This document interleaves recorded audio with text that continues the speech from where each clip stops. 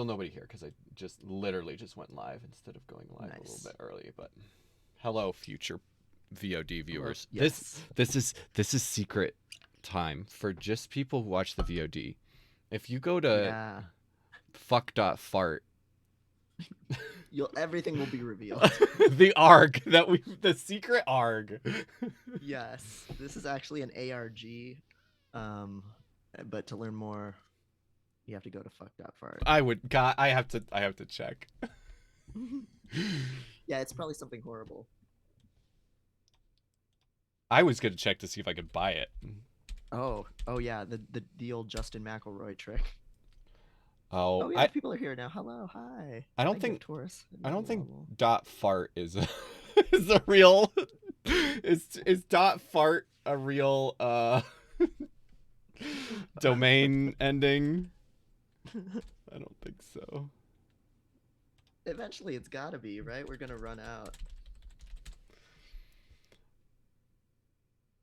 No. Make an Instagram post. Oh, there's no dot fart. Man, that No, I don't sucks. think so.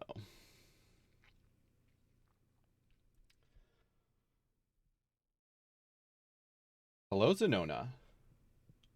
Hello.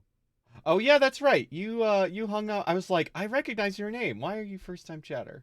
Zenona was hung out with me for the Sons of the Forest stream. Oh, sweet. So now I'm poaching your followers. No, they were here. They found out about me through you. Don't you already know. Um, but yeah, welcome to the main event. I am so proud of myself. So Discord Y'all, she was just crushed it Discord was fucky again, which is why last time we hung out, Devin on was cell phone. yeah. But we're like, fuck it, we'll see if it was actually Discord and not Zoom. Or Discord and not his internet. And so I just fucking speed ran switching the whole setup from Discord to Zoom, and I did that shit in about fucking less than 10 minutes. I was so impressed with myself. It was surgical, y'all. She just opened that cadaver up, brought in the new organs, It really is put a in the cadaver, this whole setup. put in all the robot parts, and the heart of the beast, and stitched it together, and here we are. Speaking of surgery on my setup, you might notice that it's different. It looks different behind me. And that's because I made a streamer hole. Streamer hole. Streamer hole. The cave. Um Yes. this is a vocal booth blanket that is probably hundreds of dollars, and because when I worked at a at Habitat for Humanity, I got it for. Oh, hey Zeb. Hello, I Seb. um, but yeah, I got them for like fucking five of them for like $30. Because if you are a creative person and want to do physical creative projects that require doing things in the real world and not on a computer, work at a secondhand shop because you will get so much shit. Do you have closets or garages to put things in? Yeah, Work at a secondhand shop. that's a good part. I am a spoiled by being a homeowner. That is absolutely part of it. Um, Well, yeah, it gives you a lot of treasures that you can then find a purpose for down the line that who knows. yes. Habitat for I don't know if World this is within. true everywhere, but also if you need any hand tool, Habitat for Humanity, the one I worked at anyway. I don't know if this is true for all of them. Had like literally every hand tool you could ever imagine for like 25 cents. Like I mean That's like amazing. basic, yeah. Hello Purple Eater 4444. Oh, hey, Welcome. Gavin, as well. Oh yeah. Hello. Yeah. Oh, thank you, Zenona. I'm glad you're liking the book. Yeah. And this is great because I don't have to write to do this. Fuck it, we'll do it live, but for Fuck it, education. yes. The move. That is literally why I'm enjoying streaming so much, though, is because It's like I'm so bad at homework, and this is like I do have to do homework for it, like homework, but it's like so much of it is just like In class group project, yes. And also but hello in a photo. good way. Hey, photo. Yeah. Well, that's also like I used to do plenty of like podcasting, and I had a podcast for a while, and just the editing and the dicking with the RSS feed and being a Mhm. podcaster, it was all evil. It was all unholy. I like And I like doing this shit. So I'm glad I can do a lot of this shit. It's weird. It's just like it makes sense to my brain. yeah, yeah, and thank the Lord, because it makes no sense to mine, and you're so good at it. But definitely, there's something about the live aspect that does make it a lot more. I don't know. It's fun. It's always feels awkward, like having an audience that's actually there and letting that kind of shape what's happening and stuff. It's just more of like a living document. It's Yeah. cool. And then it doesn't have to be perfect. Yeah. Like fuck, Yeah. fuck it, we'll do it live. Energy is very, very the move. We need that as a button. That I can't believe Mhm. that's not a button.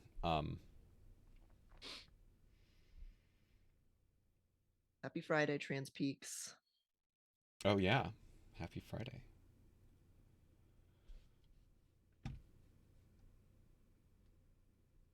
Oh yeah, awkwardly interacting, reaching out to people on their socials. Yeah, that makes a lot of sense.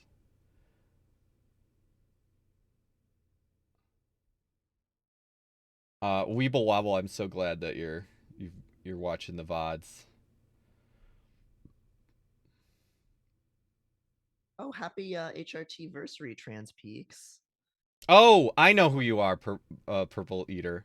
Yes, Megan said you might be here. You're not a creeper. Hello, welcome. Congratulations, Trans Peaks. That's amazing. That, First year is always the shit. that's the craziest year. That shit is wild. I I just had my 10-year anniversary last Halloween.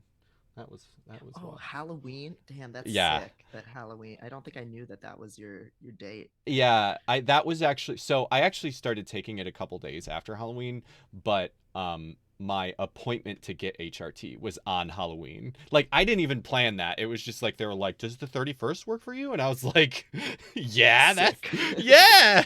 It was like months in advance too. That's amazing.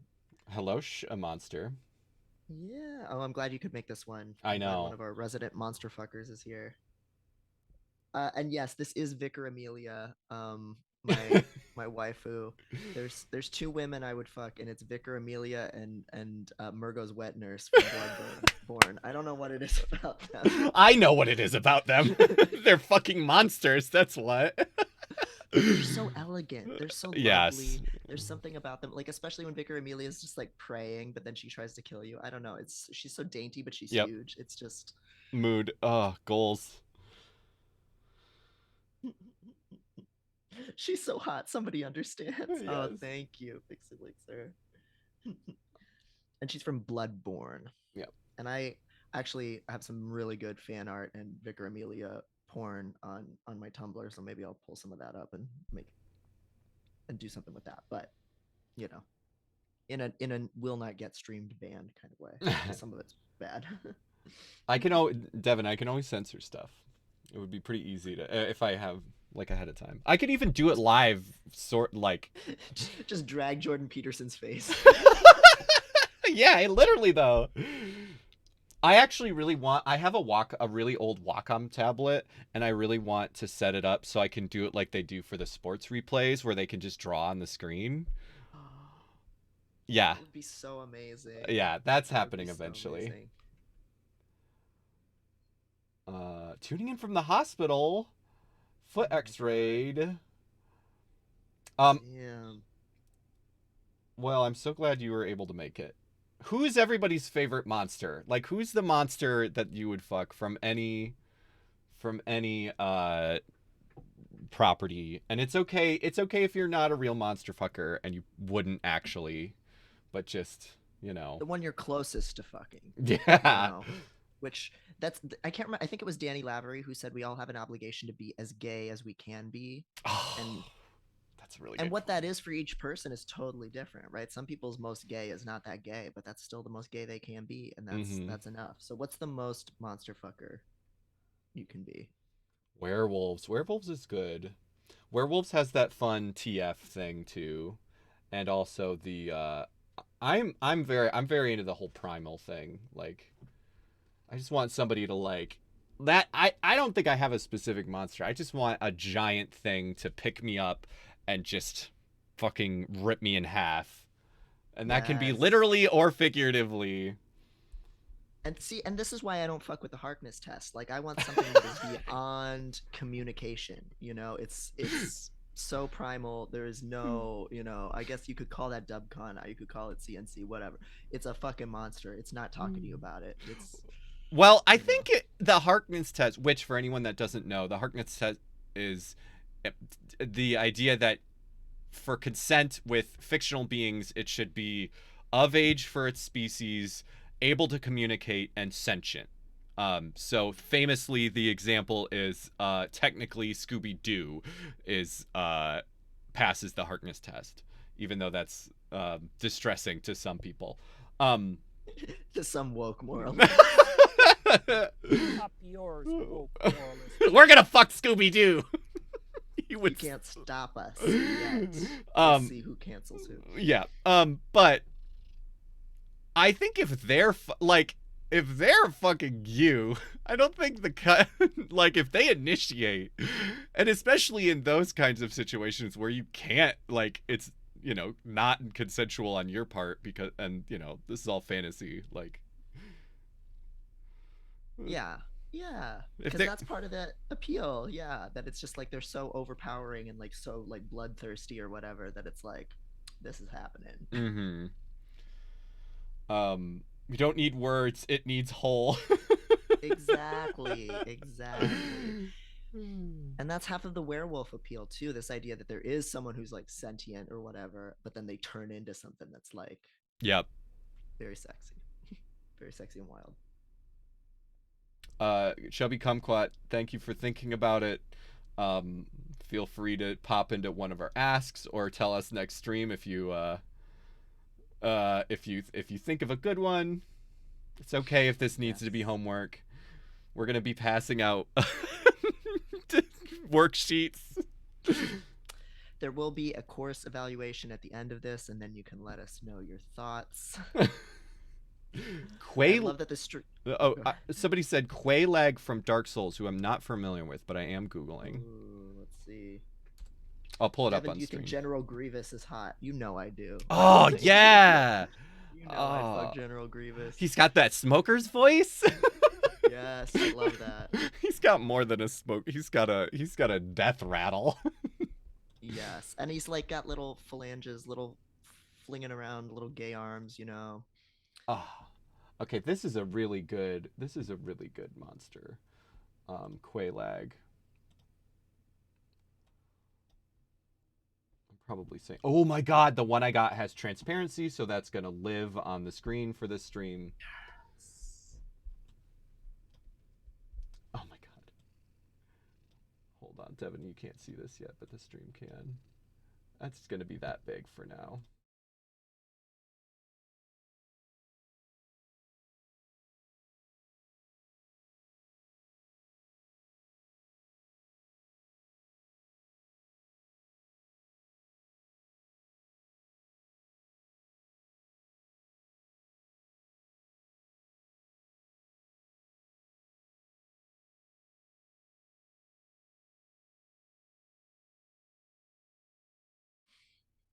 Yes. Yeah. Oh. Yeah. Um. Sorry, my shit is all fucked up today a little bit. Okay, we're gonna make that real small, and she's gonna live over here.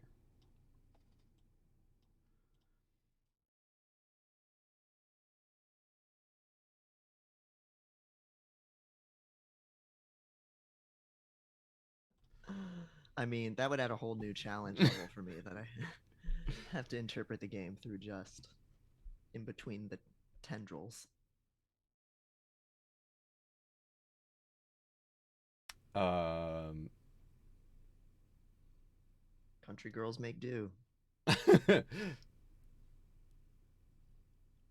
Oh yeah, getting to know my neighbor. She's going out of my comfort zone. I've been going out of my comfort zone to getting to know my neighbor. She's not too much older than me, and she told me the other day she's autistic. So I'm definitely asking if she'd like to check out your book, Devin, because I feel like it's so good for anyone. Definitely get on that Devin evangelist life. It is Aw. real. But Autism is bringing people together. also just like shout out because even I feel like I'm pretty good with people, and your neighbors is such a scary one because them if you fuck that up, they're still there. They just live there. But yeah, but it's also like one of the most important areas, like for like you can have such an important impact on your community and politically just by even opening up those lines of communication with your neighbors, even if Yes. they like mildly suck. If you can get them to be someone who, they'll talk to you before they'll call the cops about some situation or Yes. start being Karen-y and shitty, that's de-escalation, baby. That's great. It's tough though. It's scary, but it can really pay off. Somebody said Devin is a good bit quieter than Maddie. I just fucked with that. Hopefully that is better. Um but yeah, that shit is so real. I watch whenever there's cops outside of my house. I'm like I and it's like usually for like speeding tickets, and it's a very white. This is a very white community, so I know it's usually like it'll probably be fine. But I'm always like, I'm Well, there's so much shit that goes down around here. I've literally had like cops, or no, it was a security officer at a building call me a snowflake for like watching him harass some woman who was just like clearly like she had her friends there with her and she was like drunk or on drugs or something, but they were trying to get her away, but he was like escalating it, and then I was just like, don't call the cops on her. You're clearly safe. There's nothing wrong here. And he was like, Jesus go fuck. back to your safe space, you snowflake. And it was like, you're the one calling the cops on a woman that's on drugs that's not hurting you. Yeah, you're the one You're that the is literally trying snowflake. to create a safe space in a super toxic way. Yeah. So, yeah, cop watching.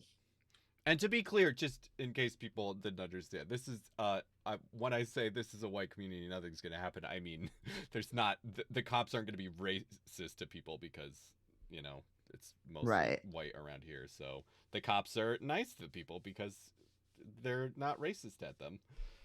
Right. Yeah. Most of the people that they're pulling over who are white are not going to have to worry about too much. Right. So, Yeah. Exactly.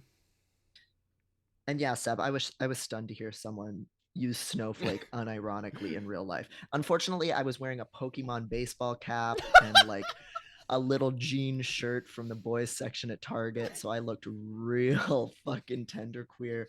And so, You were a human fucking pit crew. I was, so it was unfortunate, but but I was right. God damn it. Yeah. Uh, oh God. All right. So let's start moving towards. So the first thing I want to do, Devin, I was thinking. So there are three monsters that we're gonna get to choose from. You haven't played this, right, Devin? No, Okay. no, I have not. Um, I have also not played this. There are three monsters that we get to choose to have a time with. I'm gonna pull up their pictures because what I'd like to do, and who knows if we'll actually be able to do this, but what I was thinking is we should vote in the chat who wants like who people want, and Who we then should date. yeah, and we can maybe yeah, get your monster bachelor time, get out your roses. um and this, by the way, this is meeting in the flesh. It is a free or pay what you want game on itch.io. I highly recommend, if people like this, consider, even if you don't even know if you'll buy it, consider consider buying it, or throwing them a couple bucks. I tried to see if they had like a way to just give them money, but I couldn't find it. So even if you don't play it, consider um, just buying it to give them a couple bucks if you have fun on this stream. Um, And I can see if I can figure out how to make a poll yeah, in the chat. we really. It might be easier outside of the phone, like in the browser. So I'm gonna try that. I do apologize if my shit is a little Oh yeah. weird today.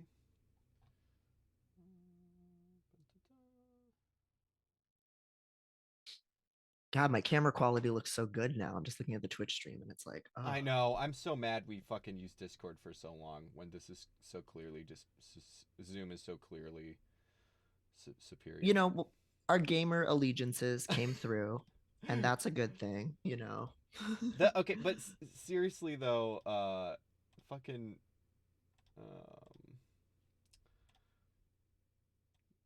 supposedly Zoom like spied on people using Zoom for meetings, like, and sent information to the Chinese government about like anti-government meetings, which is pretty fucked up.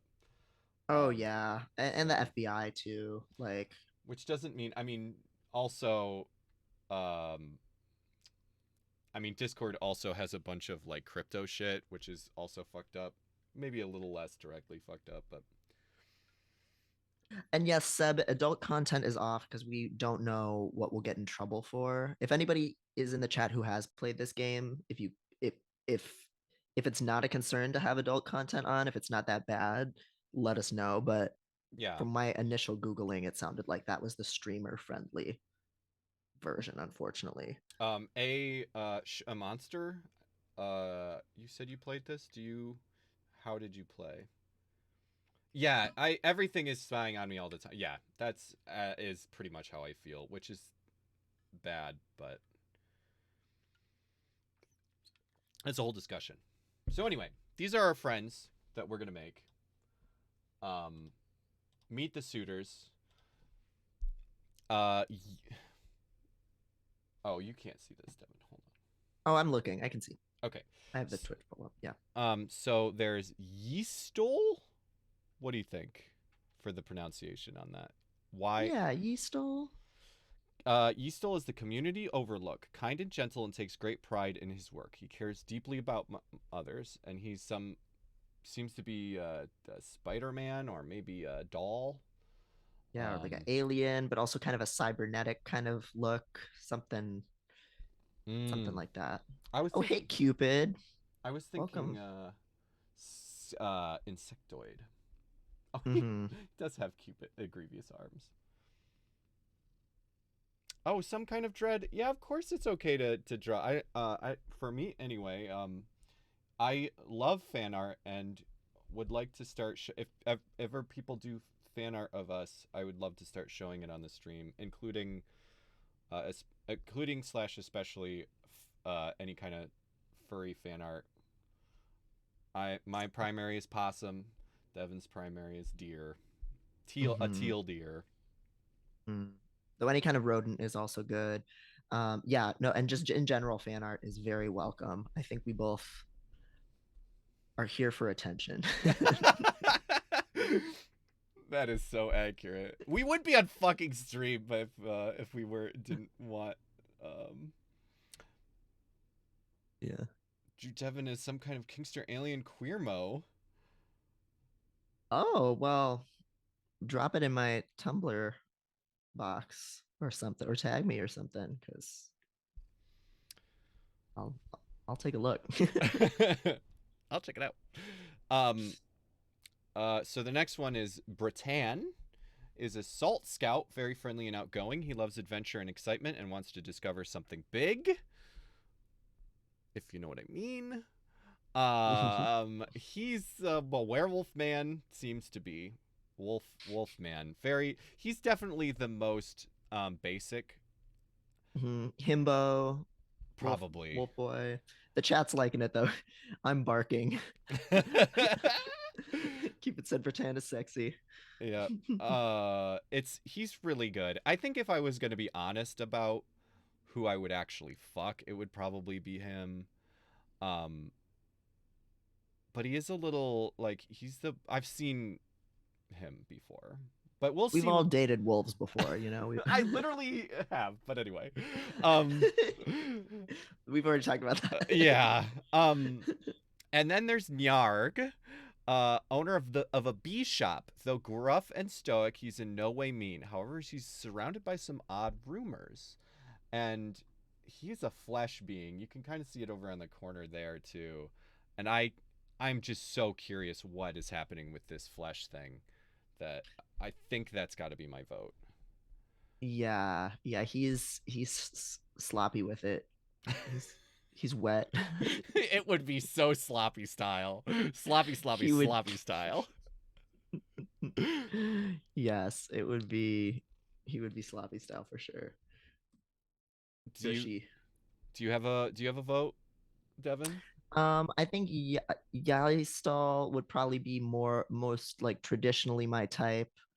Um, Somebody said something about him making his own bondage gear. That might just be because he's a spider or something. They're all Oh, good though. It's really yeah. you can't lose with any of these, which is great. Um, so I won't be heartbroken either way. Yeah, me Okay, I neither. found a way to make a poll in the stream manager, so I'm gonna make it. All right. So Oops. please vote in the poll. We might do another poll later once we've actually met all of these friends. Um, we'll see. What's the last one's name? Nyarg, Nyargh. Yeah, chubby kumquat, owner of a bee shop, like bees. Yes, piqued my interest immediately. Same. Okay, I'm gonna start the poll.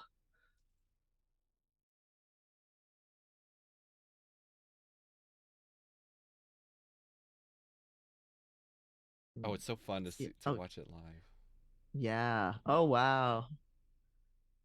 We've really stacked the deck by telling people that pretend was too basic. Nyarg sweep.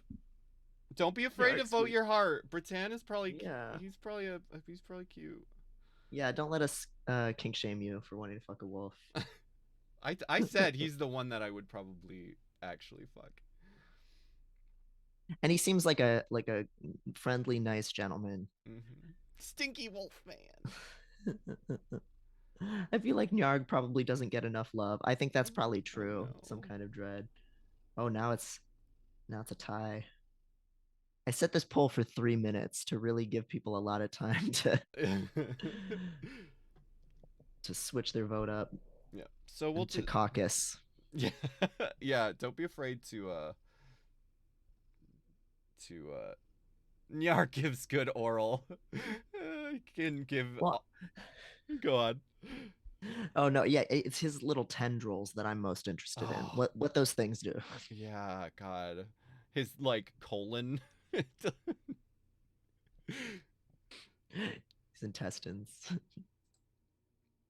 Polls may not work on mobile. No, actually, if you're on the app on Android, I've done it on the app on Android before. So Yeah, it should be like hovering at the top of the chat, and you might have to like expand it.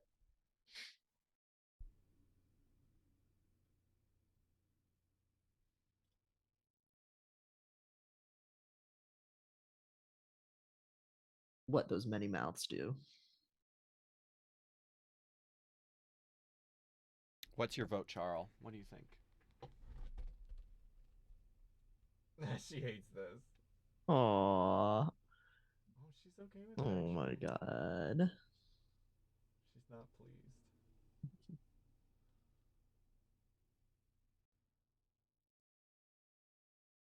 Okay, I'll give you a vote for Nyarg then, since you said that. Chubby Kumquat.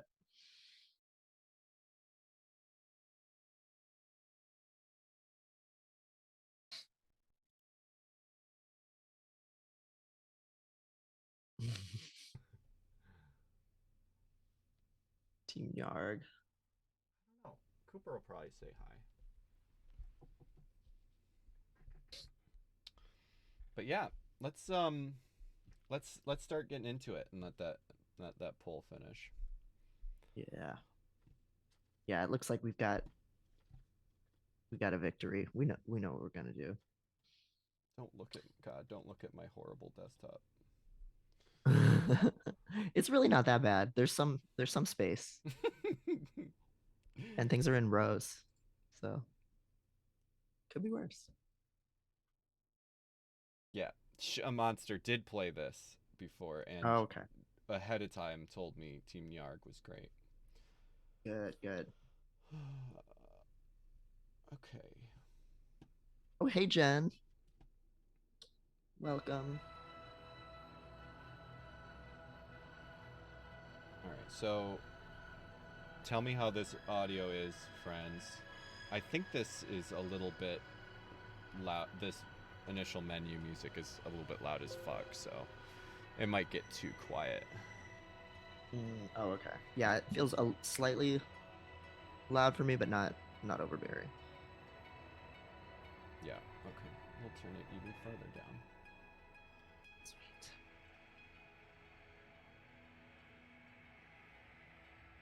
Yeah. So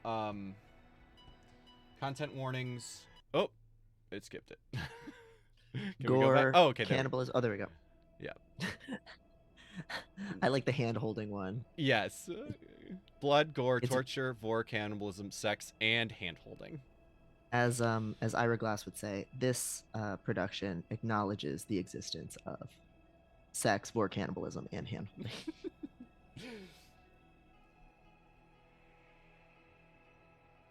Unprotected. Well, it doesn't say unprotected, but we can assume that. Unprotected cannibalism. Always use protection when you engage in consensual vor. Yes. Okay. Do you want to do... Okay, I think this is mostly narration. How do you feel about how much reading do you want to do? Oh, yeah, I'm happy to kind of divide it up Okay. 50-50 as much as however that makes sense to do. Cool. So we'll just get started. I'll just start for a while and we'll kind of see where it goes. Yeah. Yeah, and how many people talk and stuff like that. After years of waking up at the same time every day, I've grown far too accustomed to it. I'm awake even before my alarm beetle goes off. The air outside must still be cold from the rain last night. The room feels a little chilly, and there's the strong compulsion to stay curled up in my blanket. My bed is enticingly warm, after all, so I decide to remain still until it's absolutely necessary for me to rise. Keeping my eyes closed, I consider what to wear today. The weather today is supposed to be cloudy. Wearing an extra cloak might not be a, bad idea. Just one of the lighter ones. The alarm beetle starts chirping, and I lay a hand on it even before its first trill is over, gently silencing it. I crack my eyes open to squint at the light gently filtering into my room. Get up, one more minute. First decision. Oh shit. Let's have one more minute. I mean, shit. That does sound cozy. Let's take it easy. If we're gonna fuck, we need to be good rested. I'll keep my eyes closed for just one more minute. I exhale slowly and count to 60. The comfortable haze of sleep threatens to creep back over me, but I ward it off with some effort. 58, 59, 60.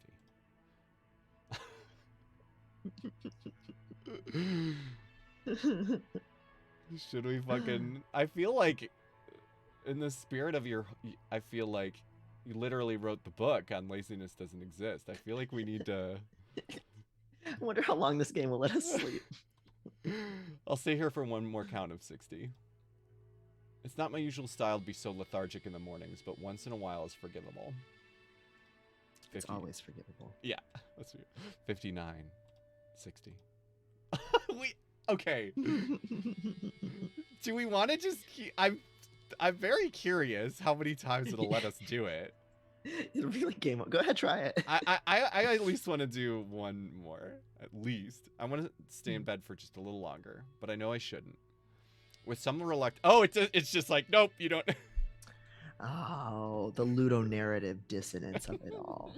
Don't give me a choice that I can't do. With some reluctance, I roll over and gently rub at my face, avoiding raw patches of flesh. Interesting. Time, Okay. time to get up. All right. Or okay, I think this is us. Okay. Do you want to take Vil? Sure. All right. Let's get going. But that might have been narration. Yeah, It's kind of yeah.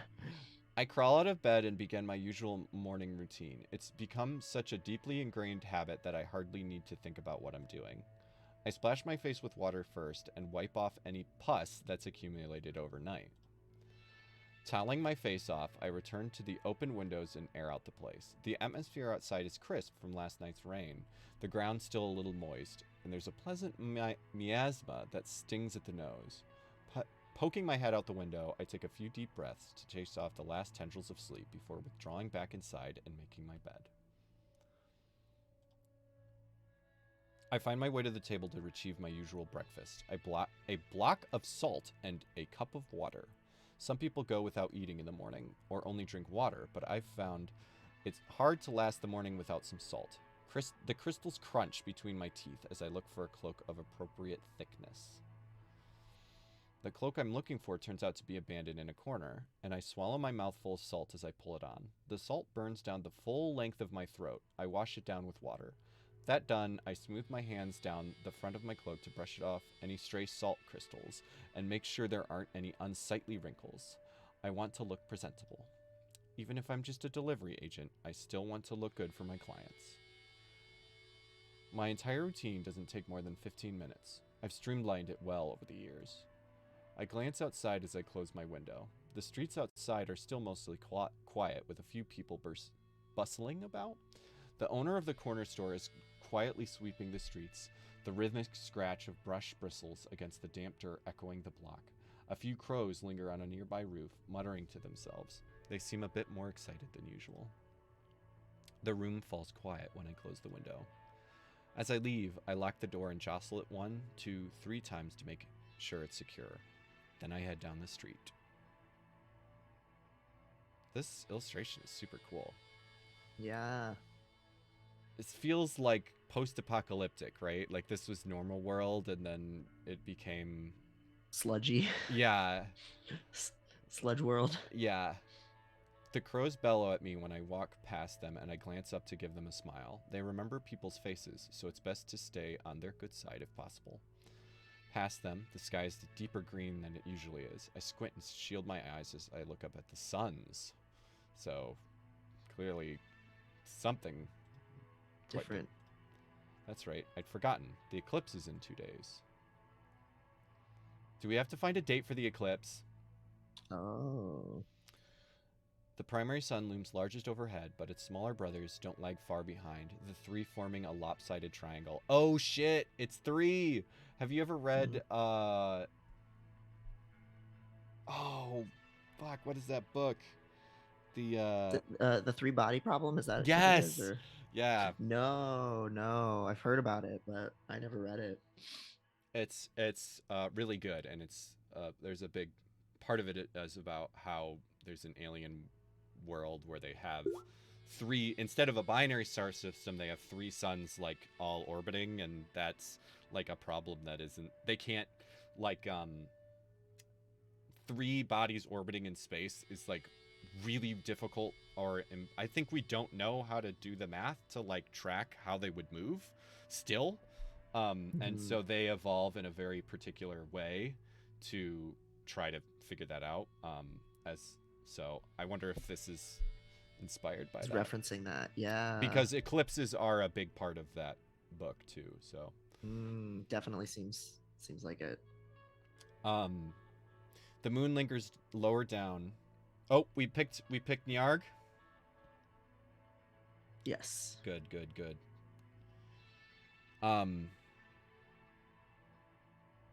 The moon lingers lower down, closer to the horizon, like a pale pepper cutout laid against the sky. It's normal for them to be scattered like this, but in 2 days, for just a few moments, they'll all align. The 3 suns all overlapping at one point in the sky, blocked from our view by one of our 2 moons. An absolute solar eclipse.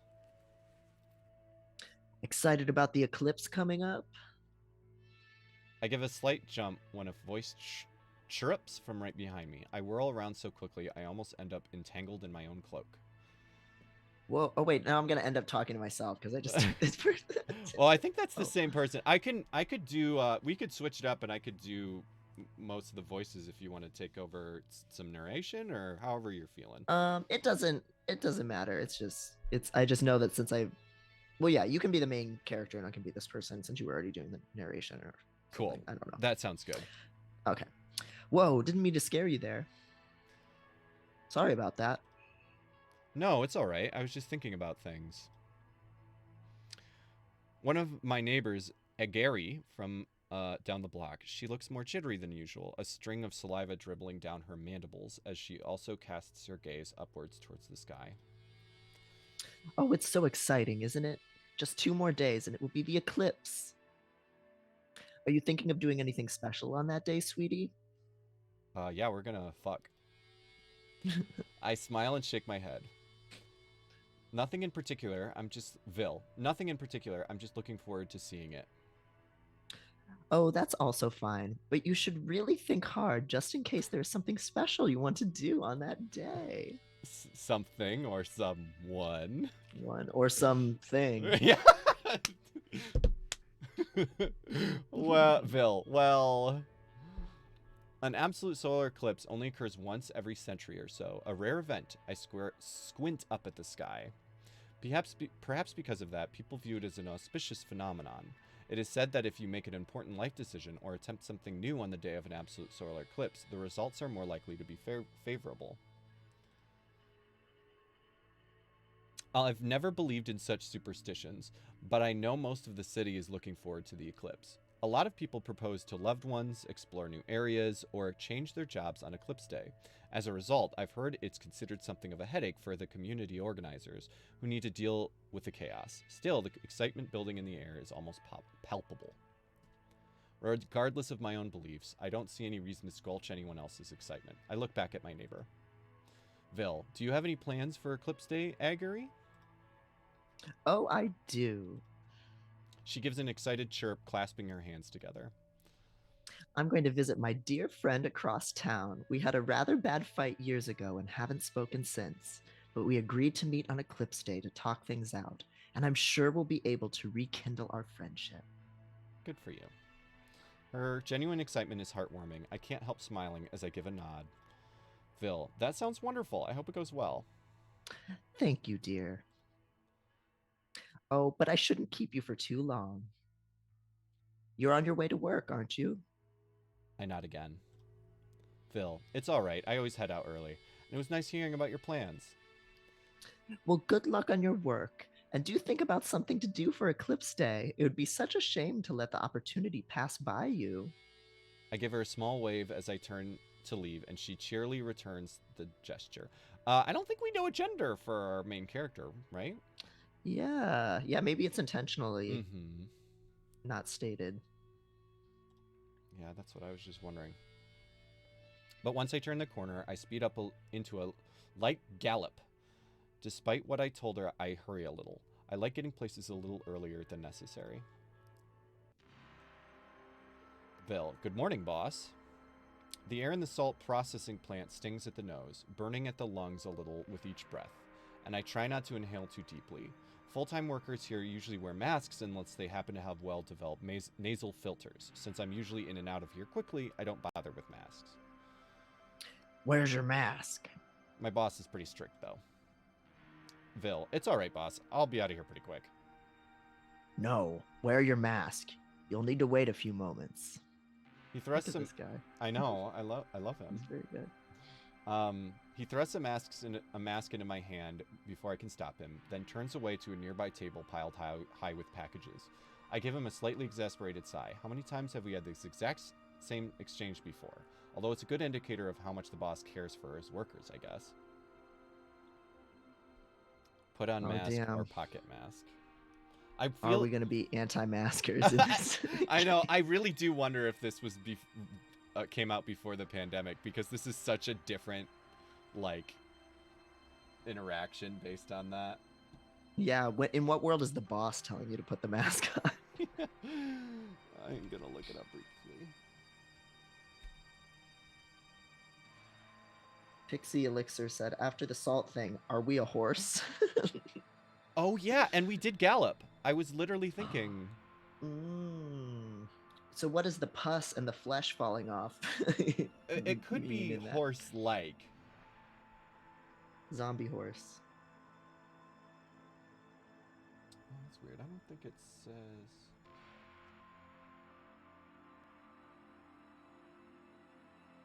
One of the horsemen. Oh, that's an interesting. Yeah, maybe your pestilence or something.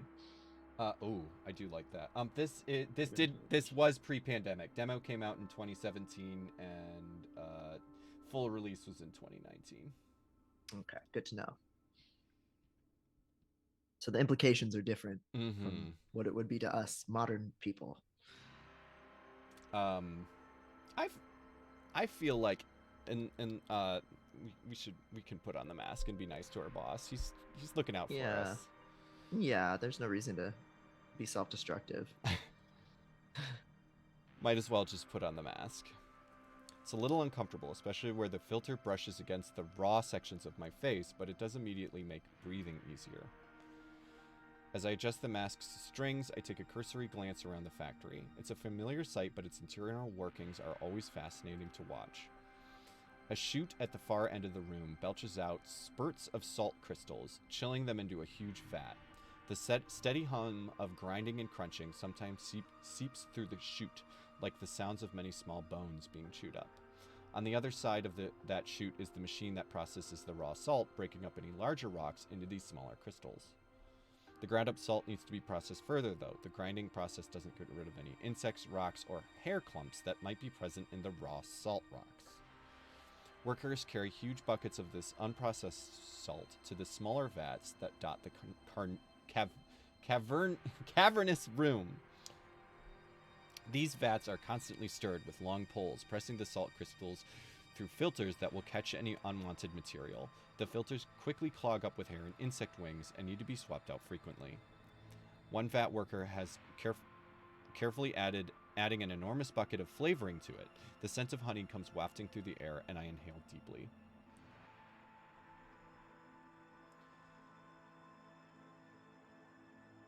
Yeah, I'm gonna guess this is coming out of something. This salt is being like birthed from something. Yes. The sweet slick of honey contrasts beautifully to the familiar crisp sting of salt. Honey salt must be delicious. Maybe I'll go get to splurge on it someday. So we do exist within capitalism. Yes, you're working on making something, but you don't get to enjoy it. So normal. But in order to do that, I need to work. Phil, what's my quota look like today? My voice comes out a little muffled past the mask. A little more than usual. I step onto the table to help the boss load packages into a cloth bundle. Each package is a block of salt wrapped tight in a piece of fabric. The fabric protects the salt from any moisture while it's in transit and also catches any pieces that might crumble off. Most of the bundles are wrapped in cheap tan fabric. These are packages of normal salt. But there are a few packages wrapped in red or yellow cloth and even fewer wrapped in white cloth.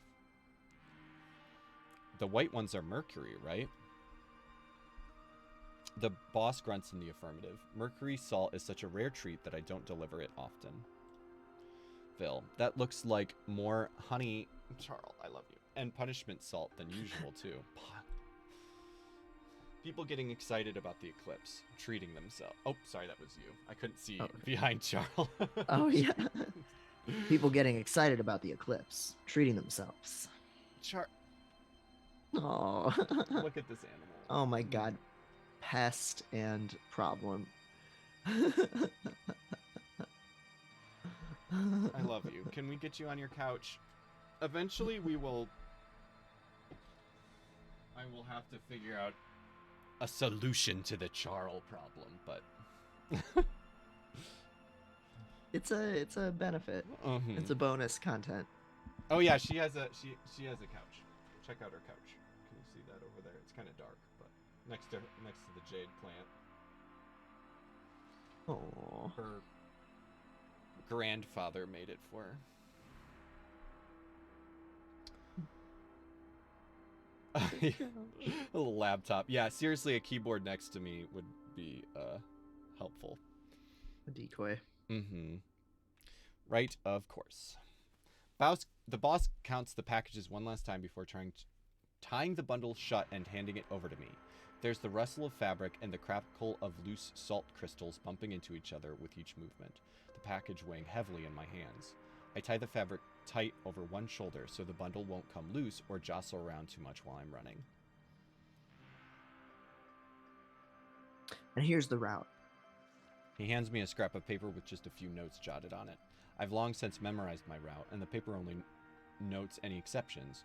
Who doesn't need salt today? Who's getting special salt instead of the usual? Who's getting more packages than normal? Usually, I don't even need this cheat sheet, but there are a lot of exceptions today. It really does seem like everyone's changing things up in preparation for the eclipse. All the more reason to avoid making mistakes. I'd hate to deliver people the wrong salt and put a damper on the mood. Vil, got it. Pocketing the note, I give the bundle one last tug with my hands to make sure it's in place before turning towards the door. Right before I push the door open, I remember to take my mask and hand it back to the boss. He gives a snort as he takes it back, waving a hand to shoo me out and on my way. As the heavy door lumbers shut, I hear him call out gruffly. Take care. Just a tiny sliver of plant's interior is visible past the closing door as I give him a wave of the hand before turning back towards the street. Vil, all right. Time to begin my route.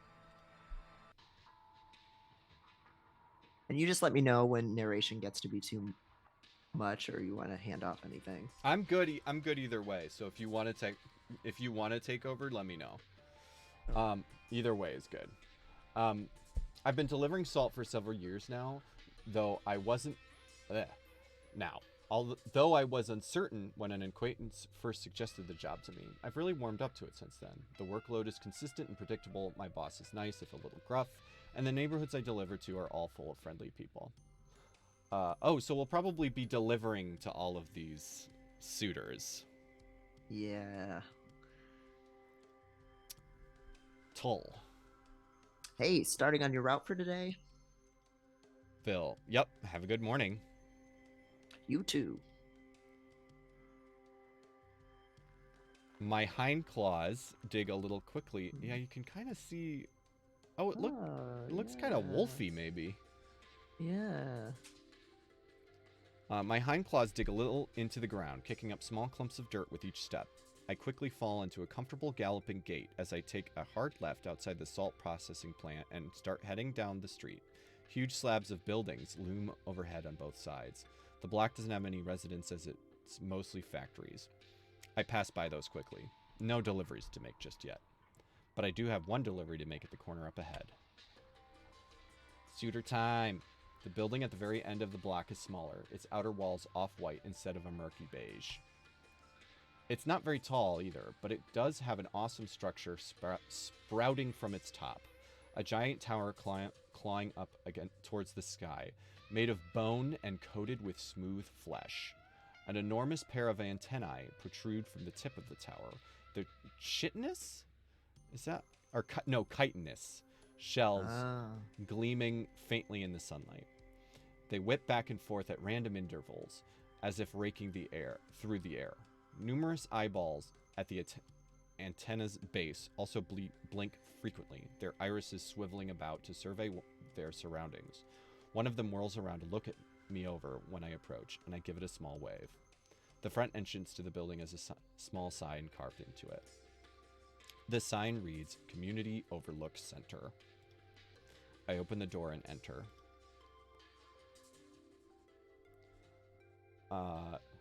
I am actually getting my tongue tied. Do you want to switch off for a little bit? Sure, yeah. The office's interior is much cozier, the air clean and warm. There are a few desks littered with papers, workers busily reading over their contents and filling out other forms. This place always looks busy when I come by. Never hectic, though. Despite the steady bustle of productivity, things always seem in control.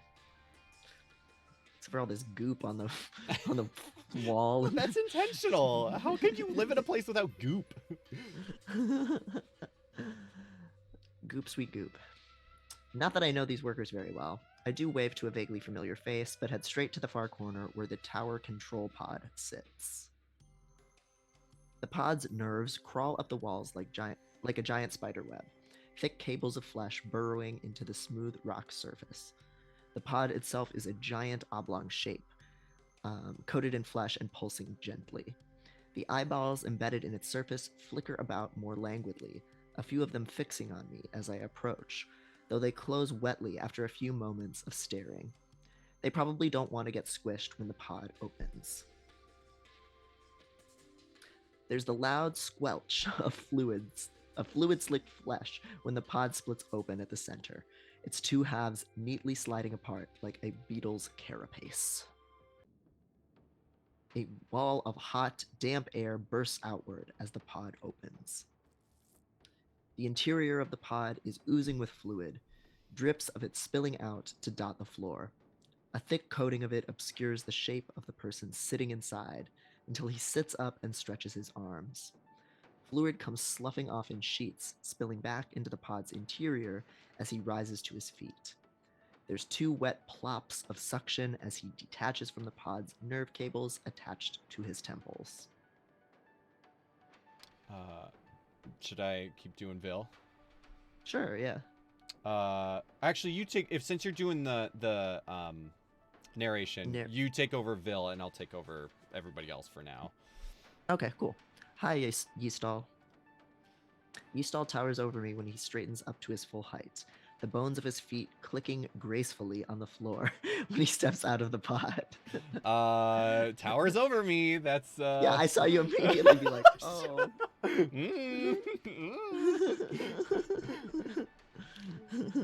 also his fucking he's this insect guy, but bones. Yeah. Oh, thanks for hanging out, Zenona. When he bless, yeah. Can he put the nerve endings into other people? Oh yeah, like Avatar, but better. Yeastal. Good morning, Vil. He always talks gently, his voice low. It's a little hard making out what he's saying if the office is ever really busy, but it does make him sound very reassuring, especially when he smiles a little. Diligent as ever, I see. I had to take the voice notes. Yeastal leads the way to a table nearby. It's far enough from the pod that there isn't any danger of fluid splashback, which is good. Salt doesn't hold up well to anything wet, and I have a lot of salt to drop off here. My bundle's heavy from the day's worth of salt, and I'm looking forward to lightening it significantly. I start undoing the fabric knot to put the bundle down on the table. How are things looking today? He gives a small sigh at that, just a warm puff of air that escapes past chitinous. Wait, how the chitinous? I think it's chitinous. Yeah, like as in chitin. Like bugs chitin. Yeastal. I haven't spotted any real troublemakers, but there's certainly a buzz in the air. There does seem to be a little crowd congregating just north of here, so I might have to send someone to check it out later. Hopefully it's just a friendly gathering, so I can leave it be. I'd hate to have to get anybody in trouble just before the eclipse. Oh, he's a fucking cop. I don't like you anymore. No, that's what this is. But to be fair, it's a community, like, you know, maybe he's not a, maybe this is a world where we've, you know, abolished cops and there's more. It's a community security force thing. There's something more, you know. Maybe he's elected. I don't know. Oh, okay. So we can suggest action, nod sympathetically, or agree with leniency. Well, we gotta agree with leniency, right? Because I'm assuming suggest action means take action against people, which that, so smite them. Smite. De-escalate this bitch. It seems like he's like plugging into the building itself. So I feel like it can just shoot like an eye laser or something. Could be action. Yeah, that's some kind of like surveillance pod control center.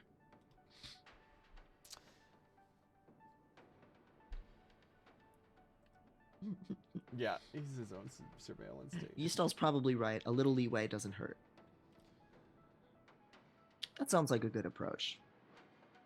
I did notice a lot of people talking out in the streets, so I think it's probably just a group excited for the eclipse. Right? I'm glad you think so too. I'd like to believe most people are just getting jittery. Yeastal's job seems busy at the best of times, and I can imagine it only grows more difficult during times of excitement, like around the eclipse.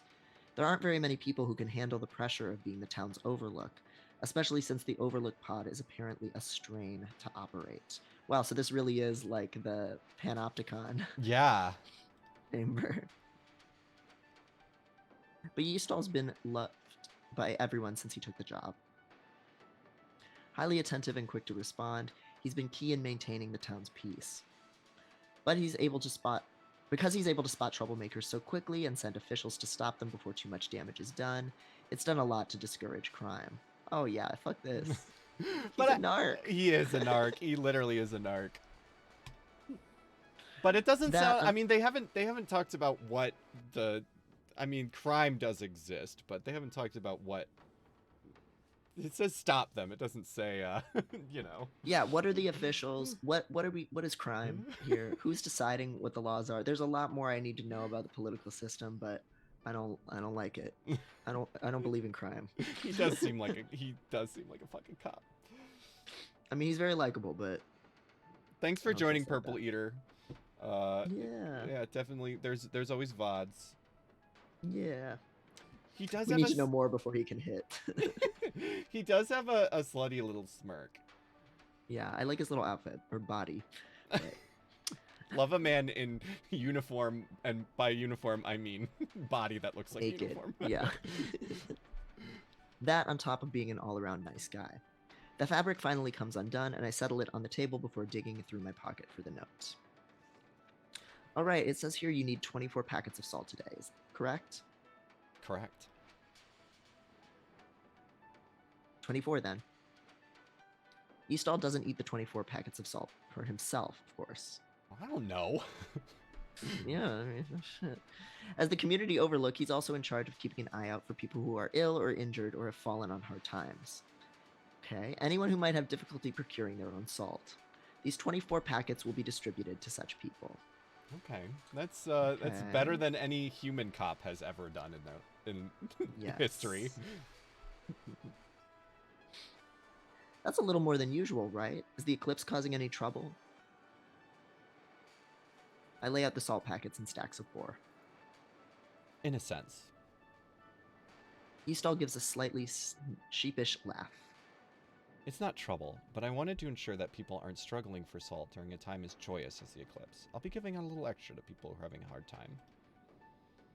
My heart warms with admiration. But why is the cop in charge of the distribute? Yeah, you know what I'm saying? And it's just one person. Yeah. It does seem better than our world so far, but yes. Sus. But it's still using the same like authority structures. It's just imagining a nice cop instead of no cops. So, exactly, absolutely. This person definitely has not. The writers. It definitely seems like the writers are not. Yeah, Devin isn't buying it. Yeah, giving out fentanyl to everyone.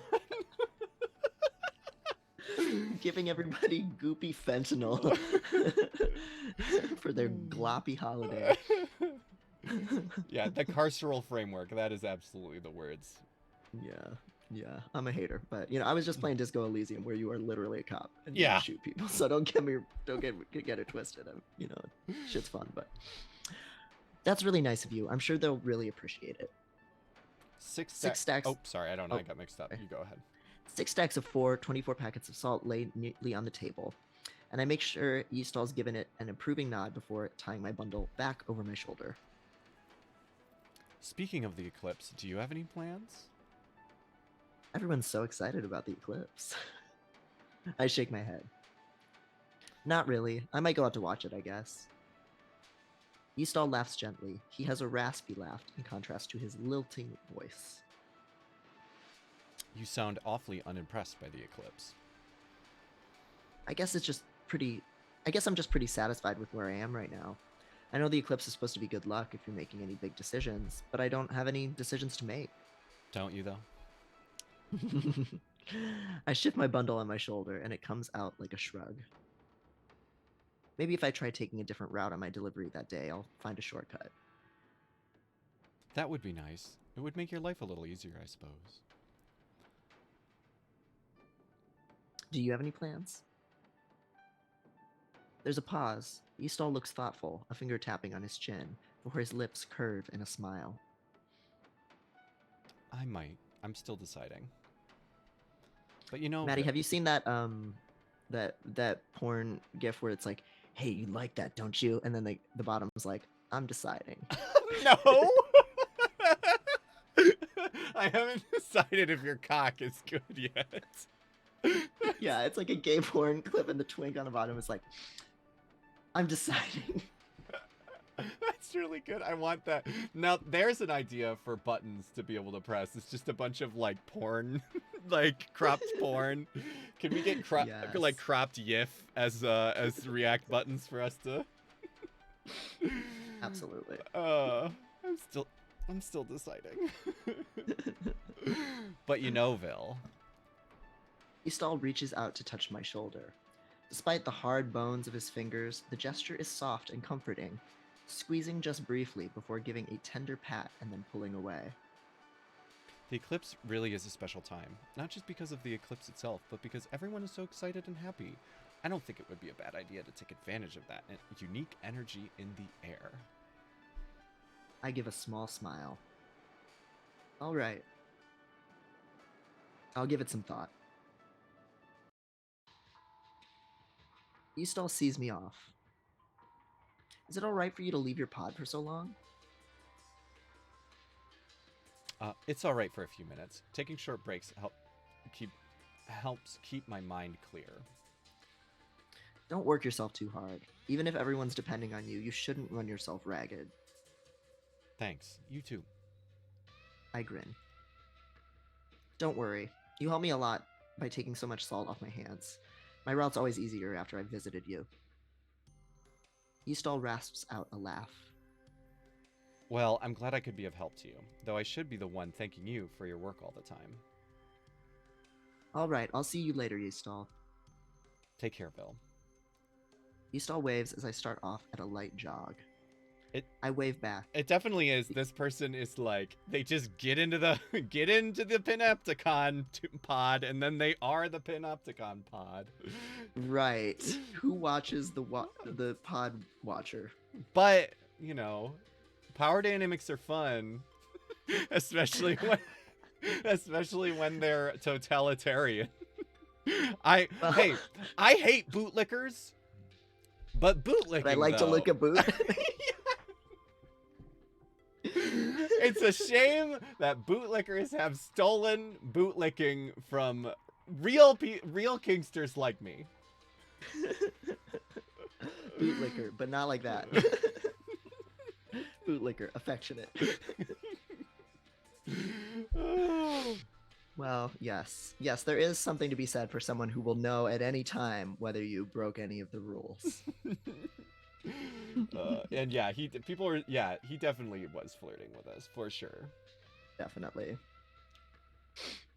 I wave back. The Overlook Tower is docile without him in the cockpit, the towering antenna and mounds of flesh just barely quivering. It's strange to see it so calm, which says a lot about how much I've grown used to Eastall's constant presence, keeping an eye on the city. He's a good guy. I hope he gets a day off sometime. He could probably use it. It only takes me a few paces to hit my stride, my posture lowering as I transition into my usual gallop. With that big delivery out of the way, the rest of the route is smaller deliveries. No problem. Here you go. Grungy. Thanks. Quick as ever, aren't you? Just trying to be on time. Have a nice day. You too, Vil. Most deliveries go quickly, just 1 or 2 salt packets to drop off, along with a brief greeting. For people who aren't at home, I have to drop their salt into the usual delivery box out in front of their door. It's nicer doing personal deliveries, since I like saying a brief hello to my clients, but it can't be helped. Everyone has things to do.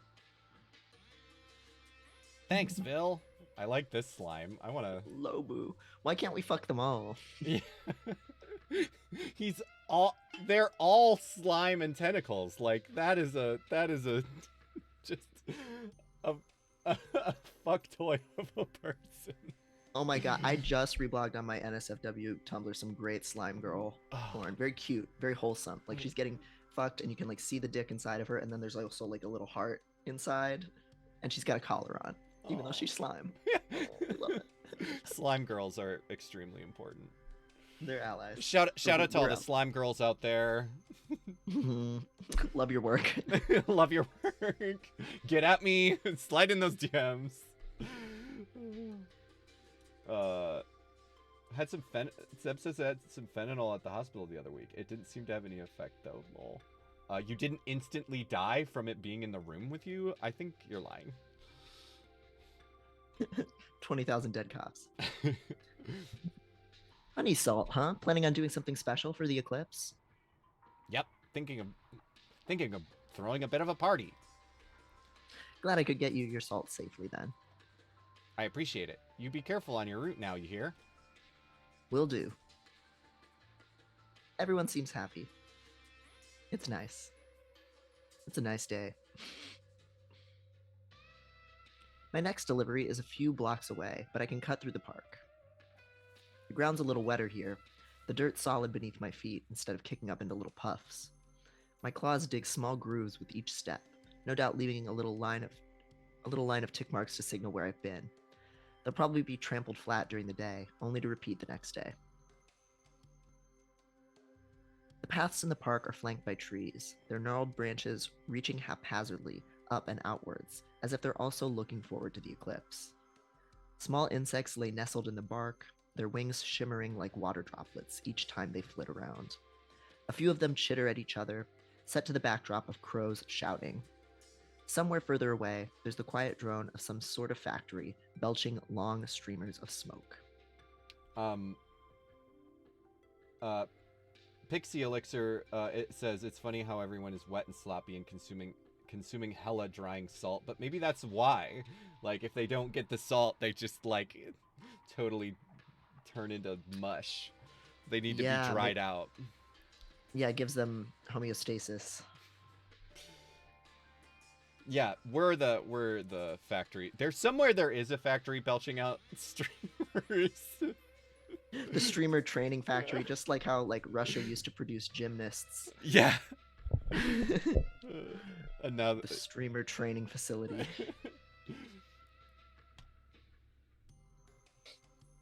It's nice here. The atmosphere is great. I really like getting to cut through the park.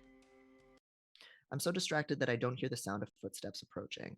This is about to be the wolf boy, right? yeah, I think so. Rapidly. Phil! Bass boost. A boisterous pillar of fur and energy comes bursting out of the foliage, directly to my right. I jump almost 2 feet in the air. Hey, Phil! Bratan stinks of sweat and dirt. His fur is matted, dark in spots, plastered out in strange directions from dried fluids, and there's a glob of something fleshy stuck to his jaw. Oh, I'm so glad he stinks. Wow. A nasty boy. I just Certified want nasty. I just want a furry boy who stinks good. Hey, Bratan, been out all night? Yeah. Just as I suspected. We were exploring out westward since we smelled a lot of salt. Haven't found anything yet, though. I'm sure you'll find it soon. You guys are really good at your jobs. I'm into this music though. It's very like all the music has been good. This song is particularly. Yeah, brought up the energy for sure. Bratan beams at me, tail wagging side to side and knocking around some innocent saplings branches. Bratan works as a salt scout. Okay, I definitely thought Salt Scout was gonna be like a Sailor Scout. Yeah. Yes. I wish. Transform We need into more- a gamer.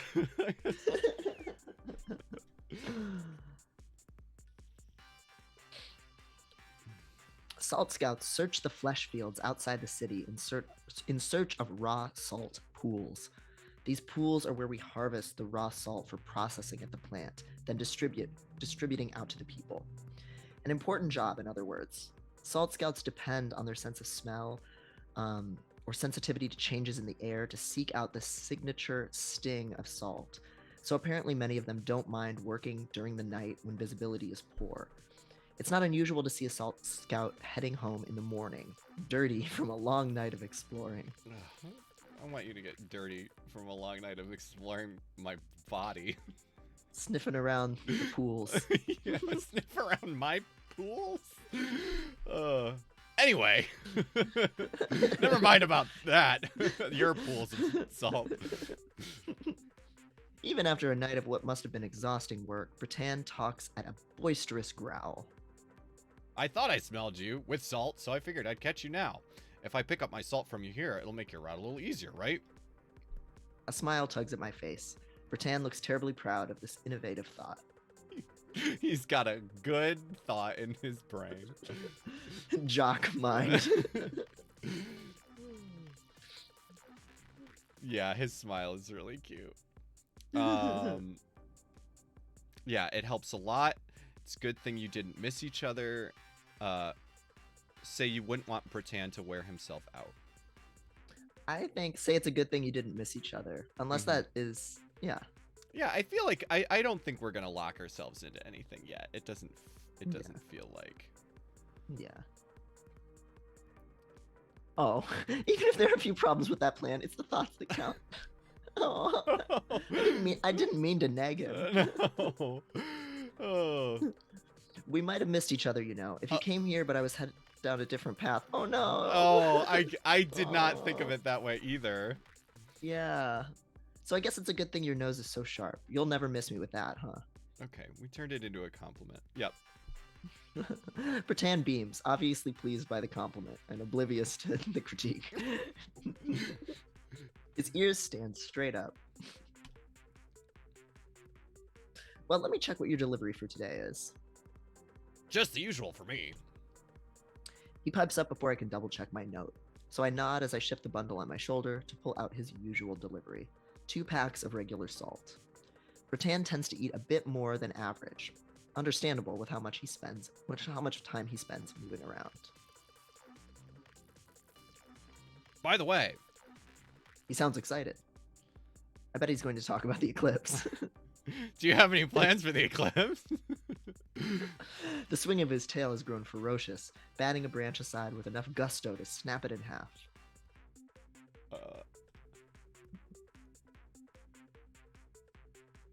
Not really. Everyone seems so excited for the eclipse, which I suppose is the normal reaction. It's probably weirder that I'm more laid back about it, but that's just my nature. Besides, it makes me happy enough just seeing other people being so excited. Their feelings are infectious. Oh, really? Come on, you should live a little. Bratan's enormous paw claps on my back, making me stumble forward a step. 1 or 2 salt packets spill from my bundle, but he catches them before they hit the ground. He's so sad. Look at his sad face. I just want to crush his little neck. Pat his nasty body. His nasty, stinky he probably would smell like a dog, too. I didn't really think about, like, dog smell. Dogs have that. Whoops, sorry about that. It's alright. I put those packets away and managed to extract 2 packets of regular salt in the process. Here you go, the usual for you. Thanks, Phil. For a moment, Bratan sounds like he's about to add something, but stops himself. I don't prod, just readjusting my bundle. Sure enough, he shifts his weight from one foot to the other a few moments in a nervous fidget before speaking up again. Is he blepping? He blep. Oh, the tongue. Yeah, he's blepping. I can't. He's very sweet. I can't with He's Bratan. very sweet. Oh, shit, mad at into his fur, God. Hey, you know, you should really consider doing something for the eclipse. Well, It's not that I'm against doing anything, but I guess I just don't have any plans. So you'd be up for doing something adventurous? Rattan blurts that out loudly enough to startle off a crow overhead, and I can't help being curious. So, So, maybe? cool. There's a pause before he hurries to. What does that say? Hurries okay. to add. Do you want me to make it a little bigger? I can make this for you. It's mostly okay every now.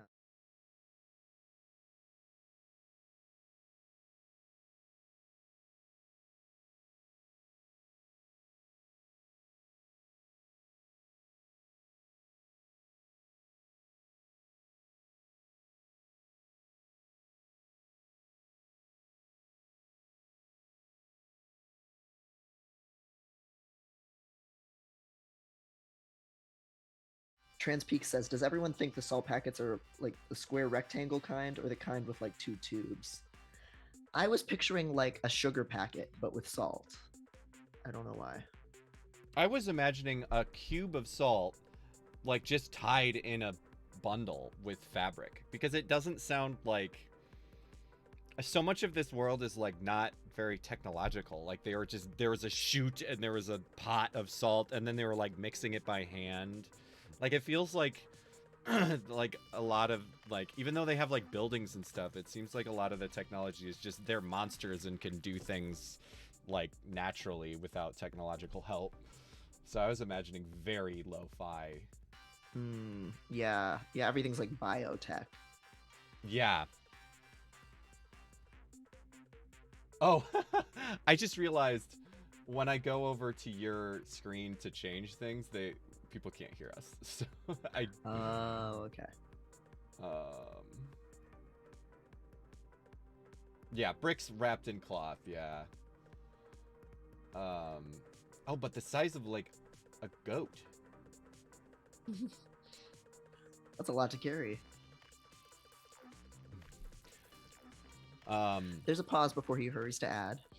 Not that I have anything planned or anything. I was just asking, but you never know what might come up, is what I'm saying. I have to fight back a grin. Rattan isn't good at being subtle. My poly heart has so much trouble with dating sims. Why do I have to choose my bisexual poly ass heart? I'm just like, can I just date all of them? Right, yeah. I mean, sure, you can't maybe go out on the eclipse with everybody, but you can make plans with everybody. How long does the eclipse last? Is it all day? Good point. Can we just Yeah. all Oh, like yeah. have a big cuddle puddle? I guess you're right. Knowing Rattan, maybe he'll teach me about some hidden location to view the eclipse from. He knows the area like the back of his hand, thanks to his job. Yes, his paw. Get it right. Don't misgender his hand. This shortcut through the park is also something he taught me about. So I'd actually be pretty happy if he taught me about a strange new location to visit during the eclipse. It might be a nice change of pace. Anyway, I'll let you get back to your job. Rattan's stifling a yawn as he says that. Even his endless energy must be running low after working all night. Pixie says hidden location for railing. Yes.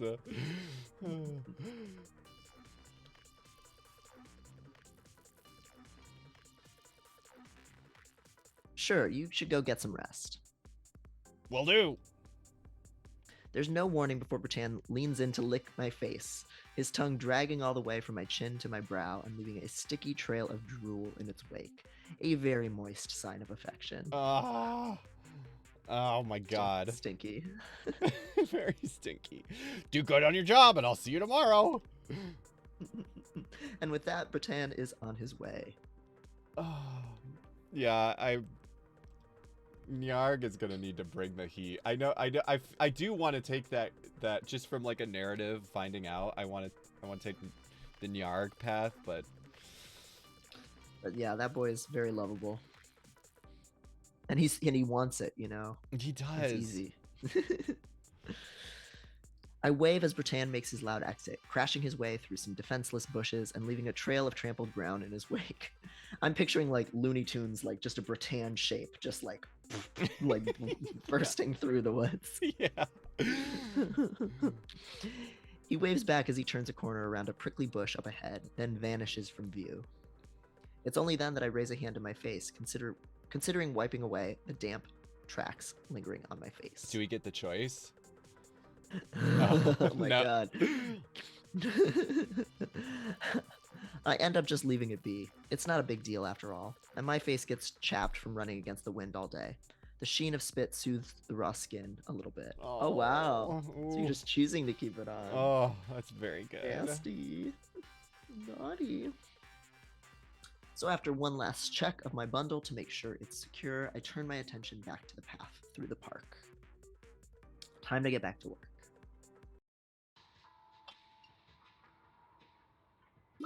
I see Here we you have a go. new customer. Oh yes. Yeah, he's got chapstick lips. Or Yes. moisturizer spit. Thanks, Bill. I'm just doing that voice for all. Yeah, the NPC voice. That's my monster voice, is the thing, I think. You're always right on time. I really appreciate it. It's nicer to get my salt directly from you instead of my box, you know? I understand. I'm glad I could get it to you too. You're such a good kid. You take care, all right? Will do, sir. The route grows easier towards the end of the day as my bundle grows even lighter. I have to stop to tie it tighter over my shoulder, making sure the excess fabric doesn't billow and flap around me too much as I run. Have we gotten a gender for Vil? I think it's still think we're still ungendered, right? Yeah, I bet they leave it ambiguous throughout. I wouldn't be surprised. Mm-hmm. The deliveries go smoothly. Everyone seems to be in a pretty good mood, and one client gives me a cup of water to keep me going. Though I don't need the water, it's still a nice energy boost, and I thank her for it before continuing on my way. Fluids check. Water time. It's just invisible when you held it up. Yeah. Yeah, it's inside. I'm drinking that Amelia potion. Oh God, I wish. Like I'm suckling at the wolf's teat. That's not where teats are, Tevin. Actually, maybe it is. That's a tall. I don't know. It's hard to. She's in a weird position. Vicar juice. Vicar juice. One block has 5 houses in a row that need deliveries. One house is occupied, and I get to hand the salt to my client directly, but the other 4 are empty, so I leave the salt in their boxes. Maybe they're off at work, or maybe they're making preparations for the eclipse. Hopefully I can say hi to them tomorrow at least. That block done, I trot to the end of the street to the corner, but the sound of screaming catches my attention. I love that when we're about to get a suitor, the music just cuts off in anticipation of the new music. It's just like, Potty alert. Yeah.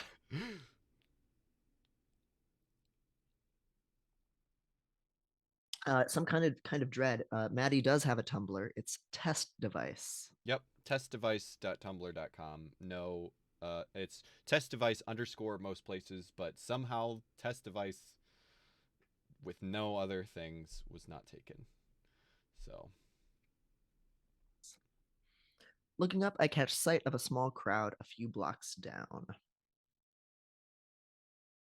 It takes me a moment of squinting to realize what it is. A punishment salt bath. Oh no. Ooh, uh-oh. Looks like we do have cops. Yeah.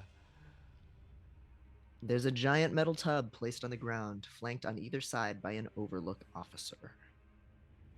And inside the tub, salt. And a person. A criminal. Each overlook officer is holding a capture pole, the wires at the end strung taut around the criminal's limbs, keeping them firmly in the salt bath. Even from this distance, I can make out patches of raw, wet flesh, areas where the criminal's skin has been flayed off to expose them to the salt. No doubt the salt in the bath is starting to stain red and clump together from the blood and fluids.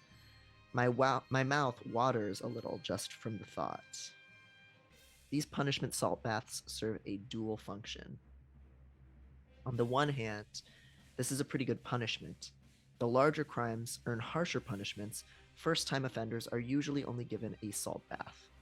The pain of having raw flesh exposed to salt is usually enough of a deterrent to keep people from repeating their mistakes in the future. Ugh.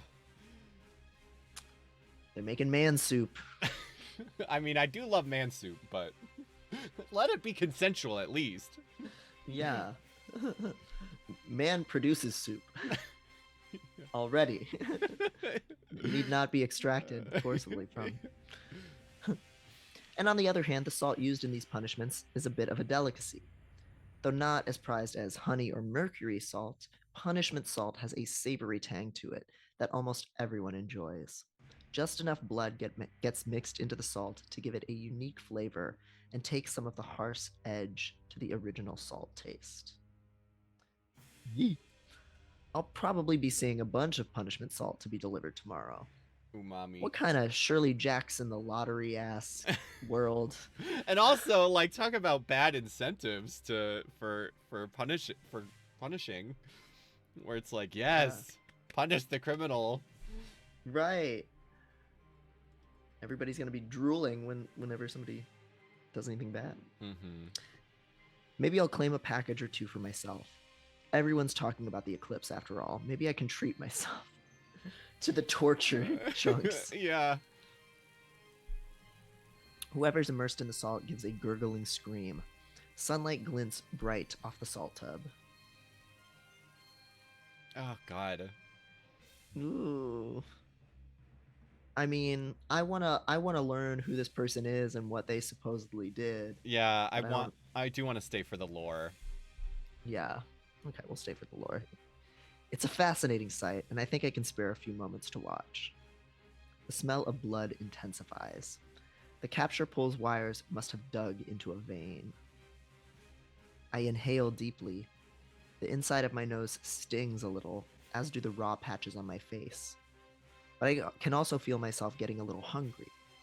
If I stay here too long, I might start getting distracted. Maybe it would be best if I got going. I'm still a little distracted thinking about the punishment salt by the time I reach the end of the block. I'm at the tail end of my route, and with almost nothing left in my bundle, each step feels light. I drop 2 salt packages into a delivery box before rounding the corner.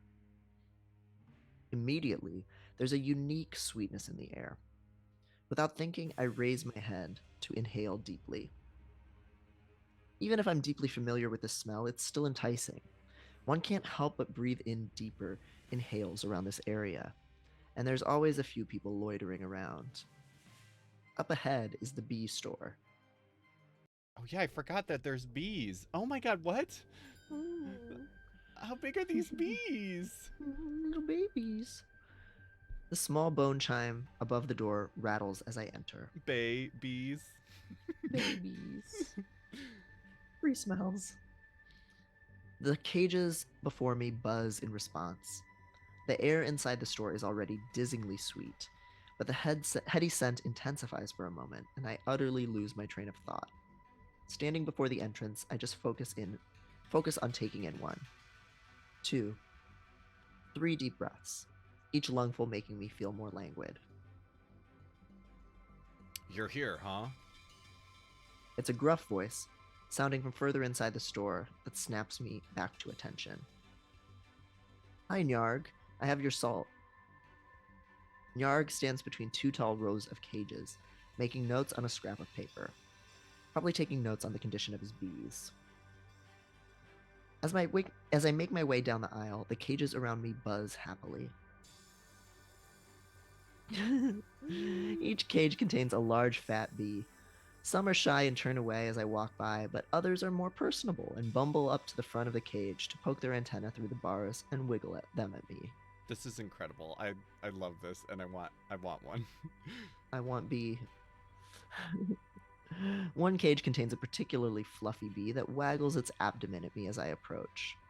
I've helped bathe this one before, so it's familiar with me. Aww, little scrubby buddy.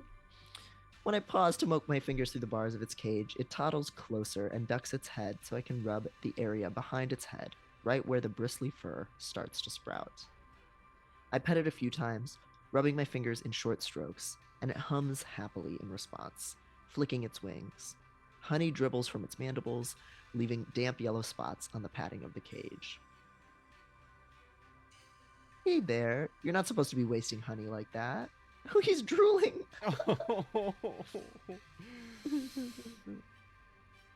Don't blame my bee for that. You're the one who made her drool. Nyarg must have finished taking his notes because he's made his way down the aisle toward me. The bulk of his body towers over me, leaning over to peer into the cage where the bee is rubbing at its mandibles with its foremost legs. My girls have had to work hard these days. You shouldn't agitate them. Oh, right, sorry. You're fine. Just don't excite them too much. Got it. The bee continues to wash its face off, antenna flicking periodically. Because of the eclipse, huh? Yeah. Not surprising. Bees are highly prized for their honey. Everyone loves honey salt, after all. Nyarg's store sells both bees and honey. Bees are expensive, both to buy and to care for, so not many people can afford to buy one. But saving up to buy some honey for special occasions is much more doable. Maybe I can do that, actually, since I don't have any other plans for the eclipse. We should fuck the bee man for for the bee juice. For the bees. Yes. You're fucking the weed man for weed. Girl, you're fucking the text man for texts. Classic.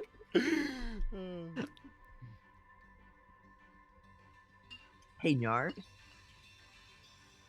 Hmm? Do you have any plans for the eclipse? No. Also not surprising. Nyarg is the type who largely keeps to himself. But I suppose the eclipse should be nice to watch. Right, I'm thinking the same thing. Maybe just take a relaxing break watching it happen. Sounds ideal. I'm trying to track his Nyarg's changes in emotion to try and decipher what they mean. Right. Oh yeah, the facial expressions don't. Mm-hmm. You a facial expressions understander. Yeah. Think I should buy some honey for the occasion? I do have a few bottles left for today. Say you're considering buying some, ask to put a bottle on hold, jokingly ask if you can work for a discount. We want to be flirty. I feel like jokingly asked to work for a discount. Yeah, I'd liked. I don't know. He's so like standoffish. I worry he'd be like, "That's not a thing you can do." But Oh, that he wouldn't take it that way. yeah, But if you got to work for him, you would get to pet bees. I do think that. Yeah, I'm seeing some discount in the chat. Yeah. At least one. Gift Horse said, "Oh, you asked him what his plans were." Yeah, It's true. Yeah. It's true. He never would have said. yeah. Chubby Kumquat said, "I don't want to have to work for it as much." Also Yeah. understandable. Yeah, we want to try the discount. Yeah, sure. All right, yeah, we Fuck got it. Maybe a joke would lighten the mood a little. Is there any chance I could help you clean up in the evening in exchange for a discount?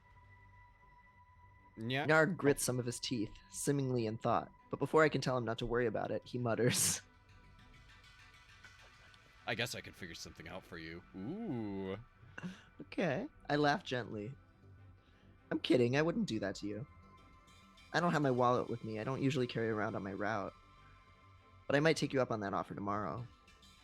Narg only grunts in response, but some of his lips quirk a little. I think he's pleased.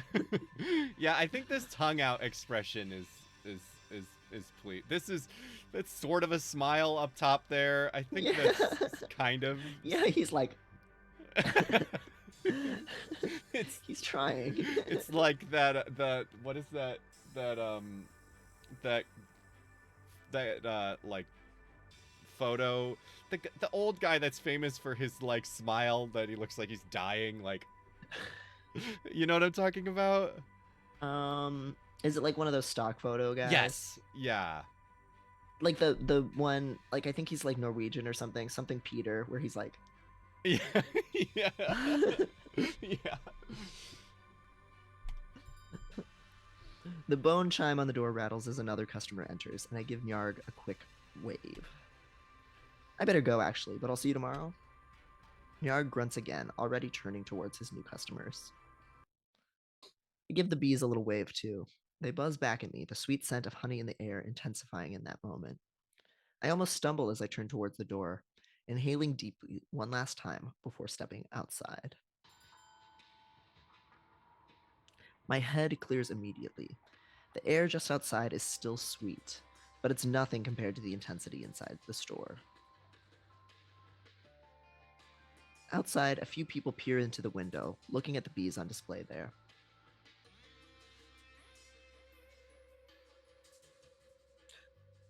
It smells. Oh wait, sorry. Oh yeah, it's definitely this friend gift horse. Let me put in a picture. Let's see if I have. Yes, this guy. Yeah, I saw some interview with him about his popularity, and he was like, "I do not get it." Yeah, this friend. He's just the Yeah, full stream. No. Oh wait, can we we can oh, I like that we can go back. That's really good. Sorry, I have to go down this. Oh wait. Here.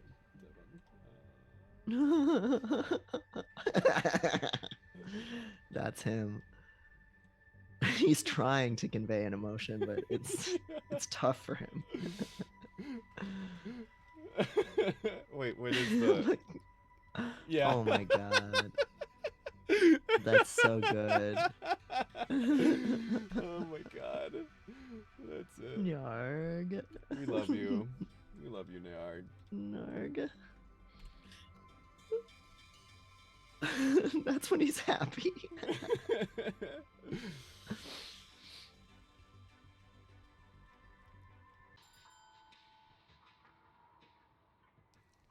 It smells so good in there, doesn't it? Want to go inside? Nah, I don't want to run into the owner guy. Ooh, I love that person. I know. Why? What's wrong with the owner? I was about to resume my route, but I paused, pretending to adjust the fabric tied over my shoulder. Not that that's even necessary. These strangers don't pay me any attention. I like this scrungly friend. I would. Yeah, the wood pet. Mm-hmm. And I love this one. Mm-hmm. This is who I'm trying to be. Like Goals, fashion goals, body goals. Yeah, literally. Body goals, fashion goals. I heard he doesn't eat much salt. So what? But he eats something else other than salt. What? I roll my eyes a little. Nobody knows, but it's not normal to eat so little salt, you know. And my friend said once he went in the store and they saw him eating one of the bees. Gross. I've heard all that I care to hear, so I finish adjusting my pack and set off at a steady gallop. The prejudice that our man's is facing. I know. There are a few weird rumors about Nyarg floating around, and though I once interrupted some gossipy customers, Nyarg told me not to bother in the future, that he doesn't care what other people say. Still, it irks me that people bother making up these silly rumors about people just because they're different. And Nyarg is a good guy. When I get home, I'll look through my savings to make sure I have enough to buy a little bottle of honey. He seemed pleased by my promise to buy a bottle after all. Thanks, Vil. I was worried you might be late, since things seem to be hectic today. It's Devin.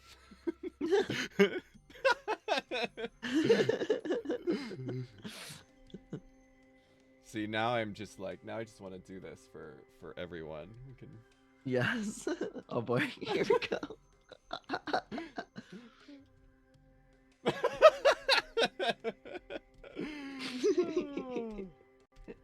Oops. Oops, I brought Peter's back. He's just looking over us like the baby sunshine on Teletubbies. Yeah.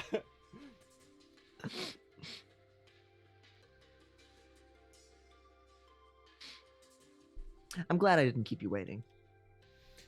You always work so hard, so I know I can count on you. But don't work yourself too hard, you hear? Make sure you give yourself some time off on the eclipse. I'll do that, don't you worry. This game is very work-pilled. It's Very very, work it's pilled. very. People do their jobs good, and that validates them as beings. Yeah, it's Richard Scarry's Busy Town, but I've never, slimy. I've never heard of that. I know Oh, you Richard don't know Scary. about Busy Town? Now I know Oh Richard yeah. Scary, but not Busy Town. Oh yeah, it's just one of those books with like the little critters, and they all have jobs, and Aw, they're all working very hard. It's that does, cute. that does sound cute. I waved to the last of my customers for the day, sighing quietly as I turned the corner back onto the main street. The empty pack over my shoulders gets folded up into a little cloth bundle I can fit into my pocket. I'll drop this off tomorrow morning while picking up my salt. So my work for today is done. It's not too late when I get back home, but I feel tired nonetheless. Maybe it's the atmosphere. Though the walk back home has been uneventful, that spark in the air had still been present. It had been like trying to wade through a shallow pool of water, the energy sloughing off one's skin in thin sheets with each little conversation with a passerby. Everyone had seemed genuinely excited, and I was happy for them, truly. But now that I'm in my room alone, I can't help wondering if it's really fine for me to have no plans at all for the eclipse. Oh, I can't help wondering if I'm a fucking cuck for not. The Sonic alone on a Friday night? Yeah. What a loser. Like, no, it's God, you're pathetic, right? Is that what Sonic says in that meme? Oh, Alone on a Friday, God, you're pathetic. I can't think of the exact one you're thinking of, but yeah, it's fine if Something like Sonic that. calls me pathetic though. I'm always fine with that. I open the window and lean out it as I chew on a block of salt, feeling each bite sting at my gums. It's weird. Everybody's life is so fucked in this game. Well, yeah, it doesn't. Plain salt seems bad, I guess. This is the prole food, right? The prole kibble, but like if it's flavored, it's good. So Right. we're eating the prole. Vil is eating the prole food. Yes. Outside, the two moons glow past a gossamer curtain of clouds. They infuse the night sky with a gentle light, warding off the complete darkness, and I bask in the cold light as I reflect on the day's events. All of my customers had such different expectations for the eclipse. It sounded like Yeastall had something in mind.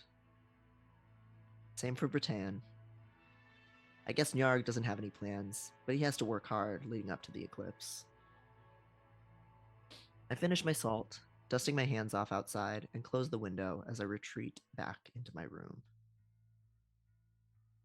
Well, I guess it's kind of late to be making any big decisions anyway. And the belief that the eclipse will herald anything good is just superstition. It's a little early to be sleeping, but the day's been weirdly exhausting, and I can feel sleep rolling in like a blanket of fog, steadily clouding through my head. As I sink back into my bed and stare up at the ceiling, I idly consider tomorrow's route. I guess I'm going to be pretty busy tomorrow, too. Though I start going over tomorrow's route in my head, I can feel my thoughts rapidly clouding over. I'll just deal with things as they happen, I guess. So what do we? So we got the first day. What do we think? I think we're still pretty firmly on Team Nyarg, but okay, it really does look when you're drinking that. It really does look like you're suckling. That's what I'm saying. It really does. It goes. It goes perfectly transparent. Well, not that time, of course. Every other time it did it, except that. Every time when I'm trying to show it. Mm-hmm. Yep. But you can still see your lips, like. That's so perfect. Got that wolf milk. But yeah, how we feel in chat? Any thoughts from the chat while we're between days? I was also trying to remember how many days away the eclipse was. Is the eclipse isn't today, it's the next day, I think, right? Oh yeah, is that right? So I think it'll be 3 days, and we're probably about a third through the game. Oh, okay, cool. I've changed to Team Wolf Dude. Wolf Dude is very lovable, but Still Nyarg focused, but damn, I want that werewolf I meat. know. Jen says it might be in 2 days. Thanks for joining Some Kind of Dread. Definitely catch up on the VOD. I like Nyarg's little shy little smile. I know. You know, I want to protect him because he's a victim of prejudice and people basically like weird anti-Semitism saying he eats baby bees. Oh yeah, that is very reminiscent of anti-Semitism. I never thought about that. Yeah. Um and so I want to protect him. Yeah, I think I definitely want to know. I want to know his. We voted on it ahead of time, and I also just really want to know his lore. He's baby girl. Pixie says. Yes. Yark. I'm definitely gonna have to make. I kind of did this for the promo, but I need to make like a little GIF of Nyarg's face with like a bunch of like heart GIFs like flashing on it. Nyarg. All right, let's keep going. We'll see if we can. We'll see if we can get through this whole game today. Yeah. Yeah. You doing okay with the reading, Devin? I need to get more water. Do you wanna take it for a little bit? Oh yeah, sure. Okay. I'll be right back. Can you And I hear can me? hear you. Okay, I'll just Yeah, keep reading while you're gone. because I got that Bluetooth. Hell yeah. Like, I'll be right back. My eyes snap open automatically in the morning. I slept well. I usually sleep well. Running all day tends to do that to you. I resist the urge to roll over and bear. I feel like a live audiobook. Urge to roll over and bury my face back in my pillow, settling for closing my eyes until the alarm beetle starts chirping. The moment that familiar noise starts buzzing from the bedside table, I'm up on my feet, stroking its wings to quiet it. As I walk around my room munching on my salt, I glance outside where the skies are warm with sunlight. It's still early, but I can already hear the sounds of faint chatter floating through the window. People aren't usually up and about at this time of day. I peek out the curtains as I lick the last crumbs of salt off my lips. I can spot a few people standing around sweeping the streets or talking amongst themselves. Do we think that um uh Ville's raw face is from punishment? That crossed my mind. Yeah, the pus and the wound, Mm-hmm.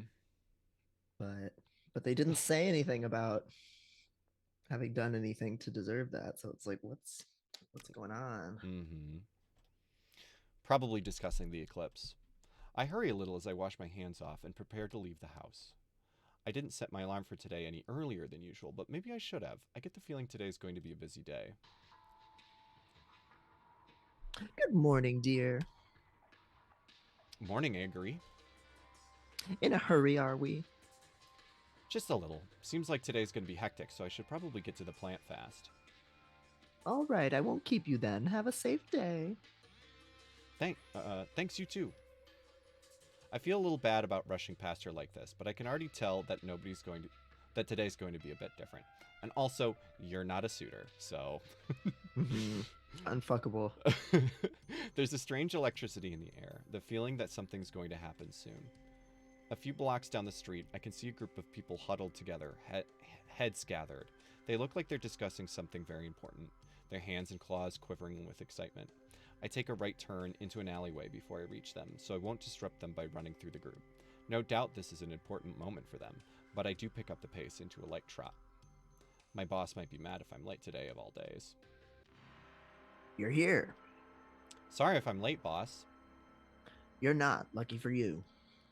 He sounds tense, perhaps understandably. The plant feels busier than usual, with more people bustling around. He hasn't even told me to wear my mask yet, so I do it on my own. I don't want to stress him out for any reason. How's today's route looking? You better go quick today. It's looking complicated. I follow him over to the tables where today's delivery bundles are being assembled. They don't look as put together as they usually are by this time.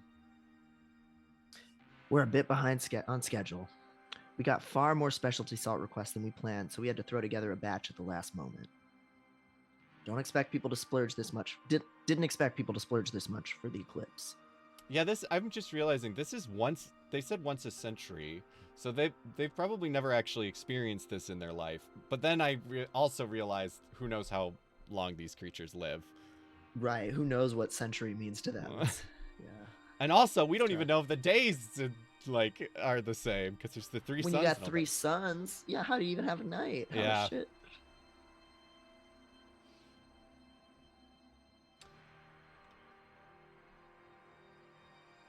He grumbles, but his hands don't stop moving. I stand alongside him, peeking over his shoulder at the delivery list so I can help assemble salt packets and divide them into bundles accordingly. It's true that the list looks far more complicated than it usually does. Longer, too. Usually, the daily deliveries are almost all plain salt, with just a handful of specialty deliveries. Today, the list is peppered with... salt and peppered? With requests for honey, mercury, and punishment salt. So much for my plans for requesting some punishment salt of my own. I better focus on getting the job done today first. Wrapping the salt isn't my specialty, so my movements are a little slow, but even that's better than nothing, judging by the way my boss gives an approving nod. His hands dart around the table, grabbing up salt blocks from their crates and wrapping them tight in pre-cut fabric in one smooth movement, then sliding them across the table. I know he's been the head of this salt plant for 50 years now. That must be second nature to him. So 50 years is a long time for someone to work somewhere, which seems human life length. Right. You're a good kid, you know that? You're a good kid. I'm not a kid. He just grunts at that. I must look like a kid to him with his age and experience. But thanks, I just want to help with what I can. He grunts again. It's not like him to say something so mushy. He must be really stressed. You're a hard worker and you care about other people. That's important. Don't let anyone tell you otherwise. You're a good kid. Most of your value comes out of the work you do. Sounds like you're about to get laid off or something. I thought you were just going to say, sounds like you're about to get laid. Which... Time for your bonus. I can't fight back a grin at that. Thanks, boss. My boss wraps salt at a furious rate, swiftly adding to the pile. But regardless of our addition to the worker line, we're a bit behind schedule by the time my boss hands over my bundle and the route notes for the day. It's peppered with ticks and checks to mark which houses need specialty salt. Today's route is going to be tricky. Don't give anyone the wrong order now, you hear? I'll be careful, boss. I tie the bundle over my shoulder and turn towards the door. I'll get going. Good luck here. Be careful. I give him a little wave as I turn toward the door. It's necessary to start my route at a brisk walk to keep my legs from cramping up later on, but I ramp up pretty quickly into a trot. Then I light gallop. I do need to pace myself to avoid tiring myself early on, though. Today's going to be a bit exhausting for sure, but the thought of getting everyone their special salt to celebrate the upcoming eclipse keeps me going. I hope a lot of people are going to be happy. Here you go. Thanks, man. I think most people can immediately tell that I'm in a bit of a rush. I feel bad not stopping to chat with people, but it can't be helped today. Even with my fast clip I'm moving at, I'm already a little behind schedule. My feet slip a little as I round a corner too quickly, and I have to dig my claws into the ground to keep from falling over. At least I'll be able to unload a good deal of my cargo at Yeastall's office. Visiting the nutsack again. Do you want to switch back since you? Do you want to switch back since you have voices for? Sure. From here on out, or how you? Okay. Yeah, whichever way. Yeah. The office is a bit busier than usual when I open the door to step in. The workers murmur quietly amongst themselves, heads together, hands shuffling about papers. It's usually almost silent in here to help Yeastall concentrate, so any noise feels out of the norm. I did notice the eyeballs on the spire outside swiveling around frantically as I walked up. There must be a lot going on. Sure enough, when Yeastall disengages from the pod and strides over to me, he looks tired. Despite the slick of fluids, his exoskeleton is slightly lacking in its usual luster, and he blinks more often, running his fingers through his hair. Good morning, Bill. Good morning, Yeastall. Are you holding up all right? Yeastall smiles. I'll be fine, thanks. It's just been a bit busy. There were a few incidents last night, so I had to stay up and take care of them. He talks as he leads the way toward the side table where I can set out today's salt delivery. I have to admit, even if I knew the eclipse would be hectic, I didn't expect things to ramp up so quickly. His narrow chest rises, then slowly sinks back in as he looks towards his open pod. Without a controller, the pod lies dormant, its eyes closed and folds of flesh quivering to a stop. It seems everyone's excited to make big, life-changing decisions during the eclipse, but with that excitement comes a lack of judgment in some people. So there's been more trouble in general. Eastall sighs again. I can see a sliver of sharp teeth past the thin gap between his lips. The previous overlook did warn me that eclipses would be hard, but I might have underestimated a little. I give a sympathetic nod as I quickly undo the fabric of my delivery pack so I can line up the salt packets. Today's list of delivery notes is longer than usual, the paper unfolding into a long sheet when I pull it out of my pocket, and I look it over carefully as I begin counting out salt packets. This is your first eclipse, right? That's right. At least I had plenty of time to get used to the job before it came around. I heard my predecessor was barely a decade into the job before his first eclipse. Eastall laughs. It's a soft, chittering noise, like a cluster of birds, and I can't help but smile in reflex. I can only imagine how hard that must have been. Oh yes, he never stopped telling me about how difficult that was. Eastall's fingers are long and delicate as he double-checks my counting, making sure there's the right number of each type of salt. What's that say? Tan, like the color. Tan for normal, white for mercury, yellow for honey, red for punishment. The office doesn't usually get such a wide variety of salts, but the eclipse merits some splurging, I guess. I thought everyone deserves a little something nice for the eclipse. Huh? It's like he can read my mind. He runs his fingers over the stacks of salt packets. It's an awfully special time, so I put in a little effort and found the funds for some specialty salt. They'll go to the people who've been having hard times, as a sort of good luck charm. I'm sure it'll be really appreciated. I look up from my note to give him a smile. He blinks before smiling back. His teeth are very white. And, okay, Panopticon cop aside, how would you date this person? It sounds like they literally are the only, like, they always have to be working. Yeah. And they'd know all your business. Yeah, I mean, as discussed, that could be hot, but... Yes, it could be hot, but it could also be a problem. Yeah. I'm glad you think so. I'd like to help as many people as possible, to make this eclipse safe and enjoyable for as many people as possible, even if I have to spend every waking moment in the Overlook pod. You already do so much for the community, though. Like those boots. You take such good care of us. Let me take care of you. Let me, I guess it's a chitin liquor. Yes. Eastall looks at me when I speak up, and I smile at him. I'm not very good at being reassuring, but I do my best.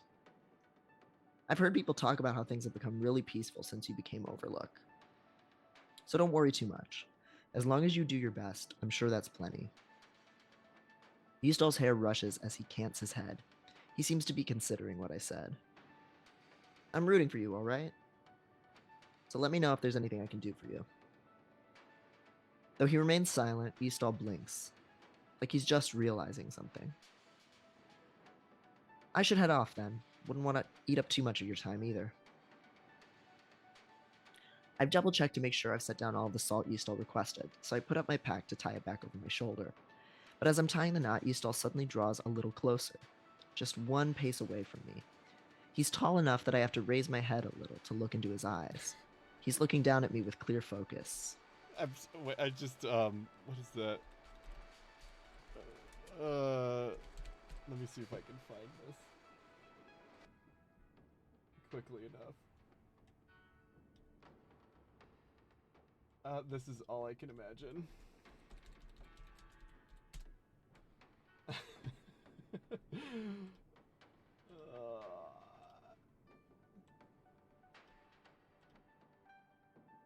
Go into the yes.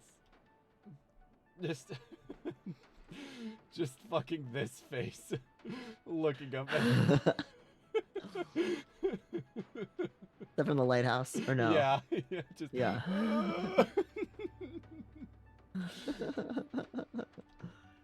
Tall bug Yes, exactly. Vil, Yes? I know you're busy with your route, but if it's possible, could you spare a few more minutes to speak with me? There's an unusual gravity to his voice. Eastall is usually light and airy. Everything about him feels unobtrusive and soft. But right now, there's a clear point to his words, and his back's held straighter.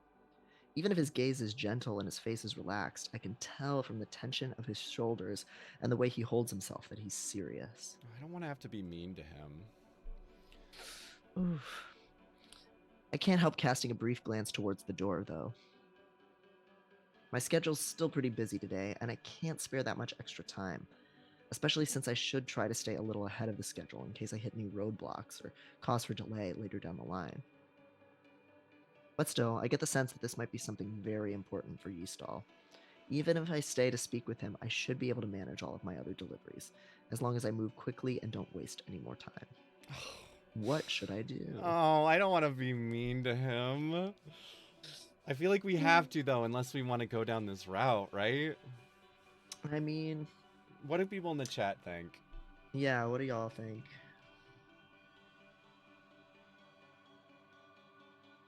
It's unclear.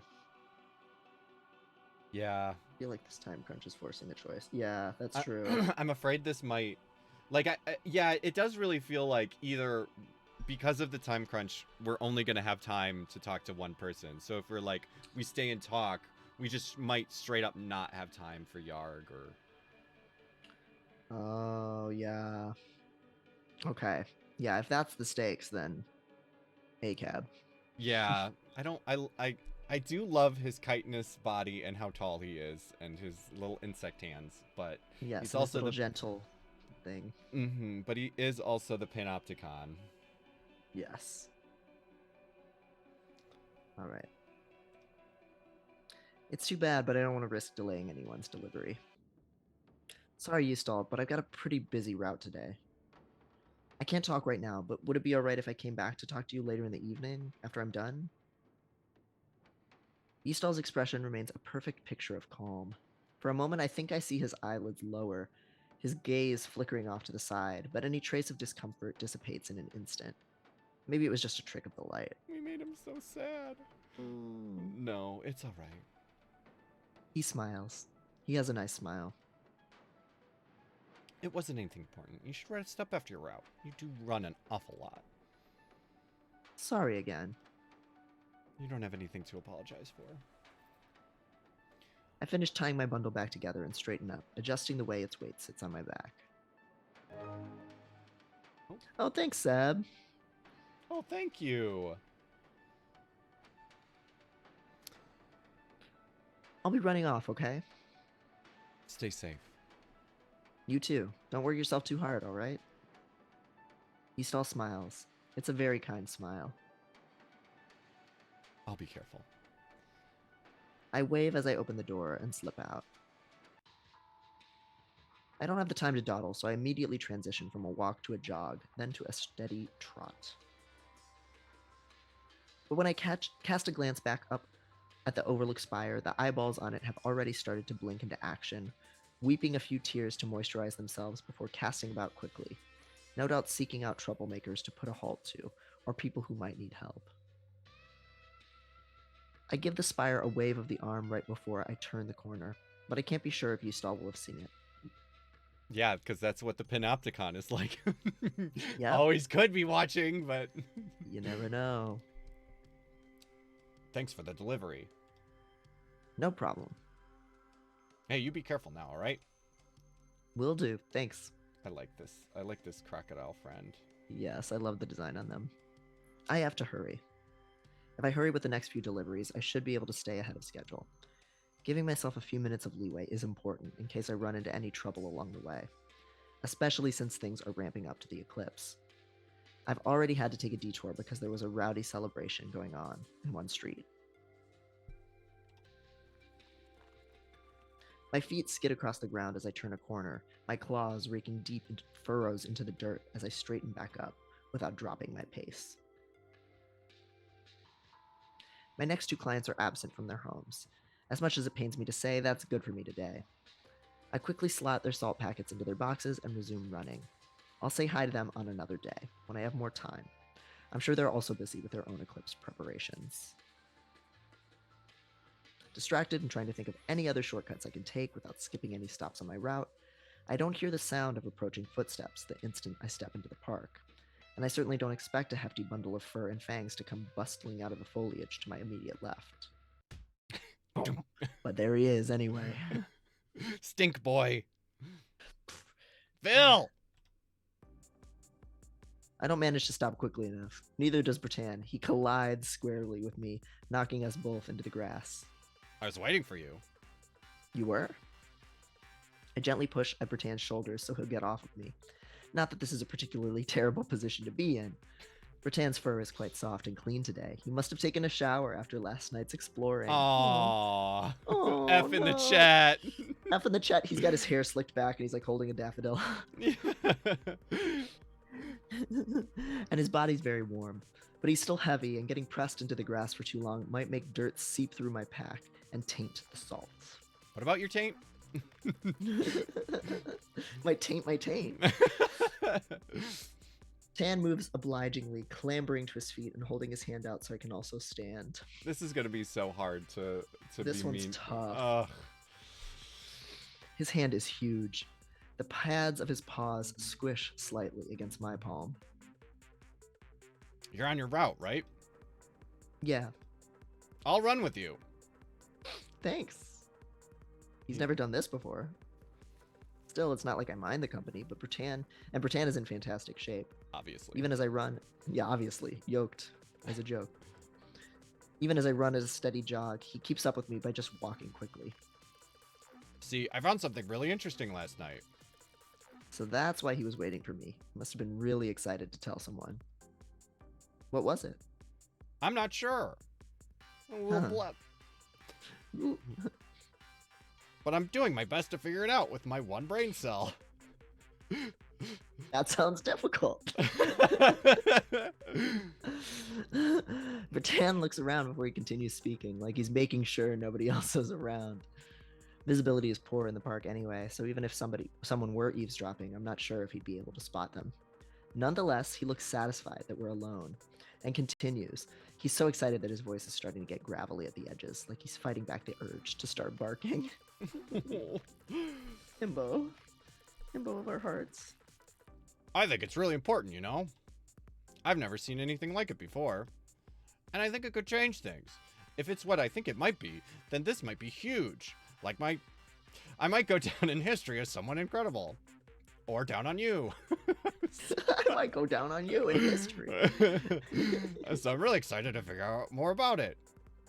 He's so enthusiastic that it's infectious. I can't help smiling as I nod. I don't know much about exploring, but I hope it's something great. You're always working really hard, and it'd be nice if people got a chance to really appreciate all the work you put into your job.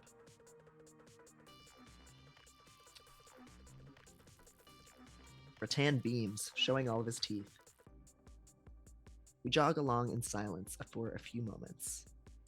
By the way, did you put in an order for any salt today? Rattan looks a little like he was startled out of his thoughts by that. His fur is puffed out a little larger than usual. Oh yeah, I did. Would you like it now? Sure. I slow to a walk so I can fumble with my pack, carefully extracting one of the salt packets without dropping any of the others. Here you go. Hey, do you have a few moments to spare? God damn it. Oh, It's my turn to be caught off guard.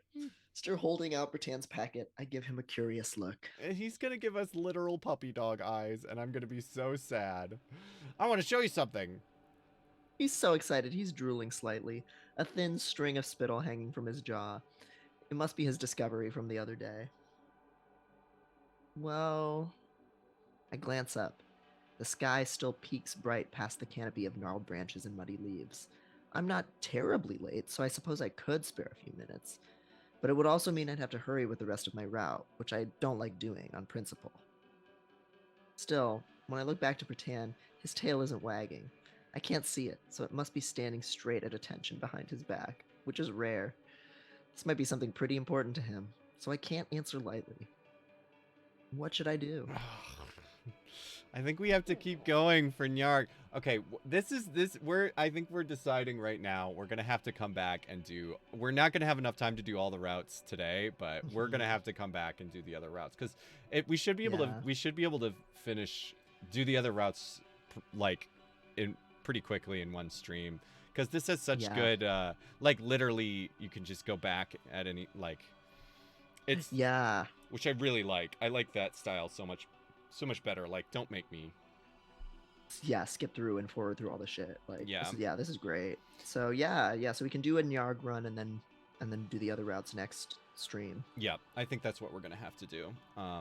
Cool. Then we won't feel as guilty. Yeah. Yeah. I'm sorry. It's too bad, but I don't want to risk delaying anyone's delivery. I feel a little bad, but I think it would be best to turn him down. I don't want to risk being late on any deliveries. Sorry, Britann. My schedule's a little tight today, so now's not the best time. Maybe I can meet you after my route's over? Look at his face. I hate it. Oh, he can't even handle it. Britan's ears are usually perked up, but they tilt down at that, his tail also dropping to peek out between his legs. It's obvious he's still trying to sound upbeat. No, it's okay. Don't worry about it. While he sobs. Oh, I do worry about it. No. Poor Babby. Are you sure? I'd be happy to come back. I'd be happy to come back here after I'm done with my route. I just don't want to keep anyone waiting. Britann considers that for a moment before shaking his head. His tail's resumed its gentle wagging. Yeah, it's fine. On second thought, I guess I'm not sure if I'm supposed to be showing you anyway. So I'll get back to you if I get it cleared for it. That'd be great. Thanks for the invitation, though, Britann. No problem. He reaches out a massive paw and gives me a gentle pat to the shoulder. You be careful on your route now, right? Will do. Ugh. The slick of damp ground underfoot gives way to firm rock bed as we near the edge of the park. Oh yeah, here. I'd still been holding Britan's salt packet and hold it out for him to take. Right, thanks. Good luck on the rest of your route. Thanks. I'll see you later. Ugh. He put a brave face on it. I know.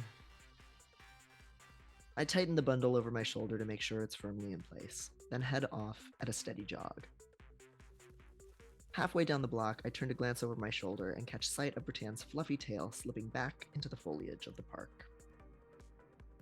I can't help but wondering what it was that Britann wanted to show me. Part of me feels like I may have missed something big. Like a big knot, maybe? Yeah, something big. But for now, I have to focus on my job. My next delivery is a good few blocks away, so I turn the corner and ramp up into a steady gallop. Here you go. Hard at work today too, huh? Yes, sir. Things have been a little hectic today. Can't be helped, huh? Well, I won't keep you. Be careful now. Thanks. Have a nice day. I'm starting to get a little out of breath. I usually manage to do my entire route at a steady pace, but today has been a day of ups and downs. But at least I've managed to mostly catch up with my usual schedule, even if I can feel my legs starting to ache a little. I slow from a sprint to a jog, so I can go down my list of notes. I've finished most of my route now, with only a few more blocks to run, which is good. A quick glance up at the sky confirms that the suns are starting to set already. The sky's tingling their usual musty green. It's starting to get late, which means I'm cutting it a little close. The palpable tension in the air has been rising all day too. There are more people hanging around the streets than usual, some rowdy and causing trouble, others pressed together in quiet intimacy. I turn the corner to take a shortcut down a street and find my foot splashing into a puddle of red. The metallic stench that lingers in the air is unmistakable, and it's cut through with the signature sting of salt. No doubt the remnants of a punishment salt bath. Or multiple salt baths, possibly. The metal tubes Tubs used for salt baths tend to leave behind dark rings of moisture on the ground. There are 3 circles overlapping each other. I can't tell if it's the result of one tub being jostled around or multiple tubs used in quick succession. I move quickly past this site, both because I can't afford to loiter, but also because the combined smell of blood and salt is making me hungry. I haven't had the chance to take a break or eat anything today. I risk a brief glance as I head down the street. I left behind a trail of dark footprints, radiating out from the pool of blood, but fading with each step until they vanish. The puddle of blood is still there. It will seep into the ground eventually, leaving a dark stain for a while. Kind of like the eclipse, huh? A big happening that will leave an impression for quite a while. Oops. I'm not a very poetic person, but I feel a little smug for thinking of a comparison like that. But I can't spare too much time to self-congratulatory nonsense. I drag my thoughts away from that drying puddle of blood and look back towards the street. Have a nice day, Vil. Thanks, you too. I've managed. Oh, sorry. I don't know why I keep getting confused. I've managed to stay ahead of my schedule somehow, though not by a huge margin. I should be able to finish my route on time. And I make the mistake of breathing a quiet sigh of relief to myself as I dash past a block of closed storefronts, closed for the eclipse, and round a corner quickly enough that my claws skid on the ground. I almost slam right into the bustling crowd that's loitering around, breathing in huge lungfuls of sweet, honey-scented air. What's going on? It's usually never this crowded. Sorry, excuse me. Passing through. Sorry, I have to get through here. I gingerly squeeze past a crowd of people. It turns out these people have formed a line that trails out from Yarg's bee store, but the line has grown tangled and messy as it trails out into the streets. Getting past them is a struggle, and more than a few people shoot me dirty looks that I have to pacify by shifting the bundle on my shoulders and clarifying that I'm just here to make a delivery. Most grumble, but grudgingly let me through. A cluster of people blocks my path near the entrance, and I wait for a few people to finish their business and exit so I can slip in as the next customers enter. I check over my bundle while waiting, peeking through the folds of fabric to check how many more deliveries I have to make, although I lose count when I'm distracted by a conversation going on nearby. You've heard the rumors about the guy running this store, right? I haven't. What do they say about him? Isn't this the same 2 people that just... These fucking troublemakers. What the fuck? They're just pretending like this is a new conversation they've never had. Yeah, because they're such haters. They say this guy sucks energy right out of other people. I roll my eyes while my head's ducked. I haven't heard these rumors myself, but it sounds silly. I've never heard of anyone eating anything other than water and salt with additives, much less sucking the energy out of other people. No way, that's so creepy. Right? But it makes sense, doesn't it? With how gruff this guy usually is? Yeah, he always feels kind of off, you know? Maybe that's why he has the store, you know, to lure in victims. You were just doing a David Lynch voice. Quinoa! I definitely need to just randomly, when we're playing games like this, just give an NPC fucking David Lynch voice. Maybe that's why he has this store, you know, to lure in victims, Coop. Yes.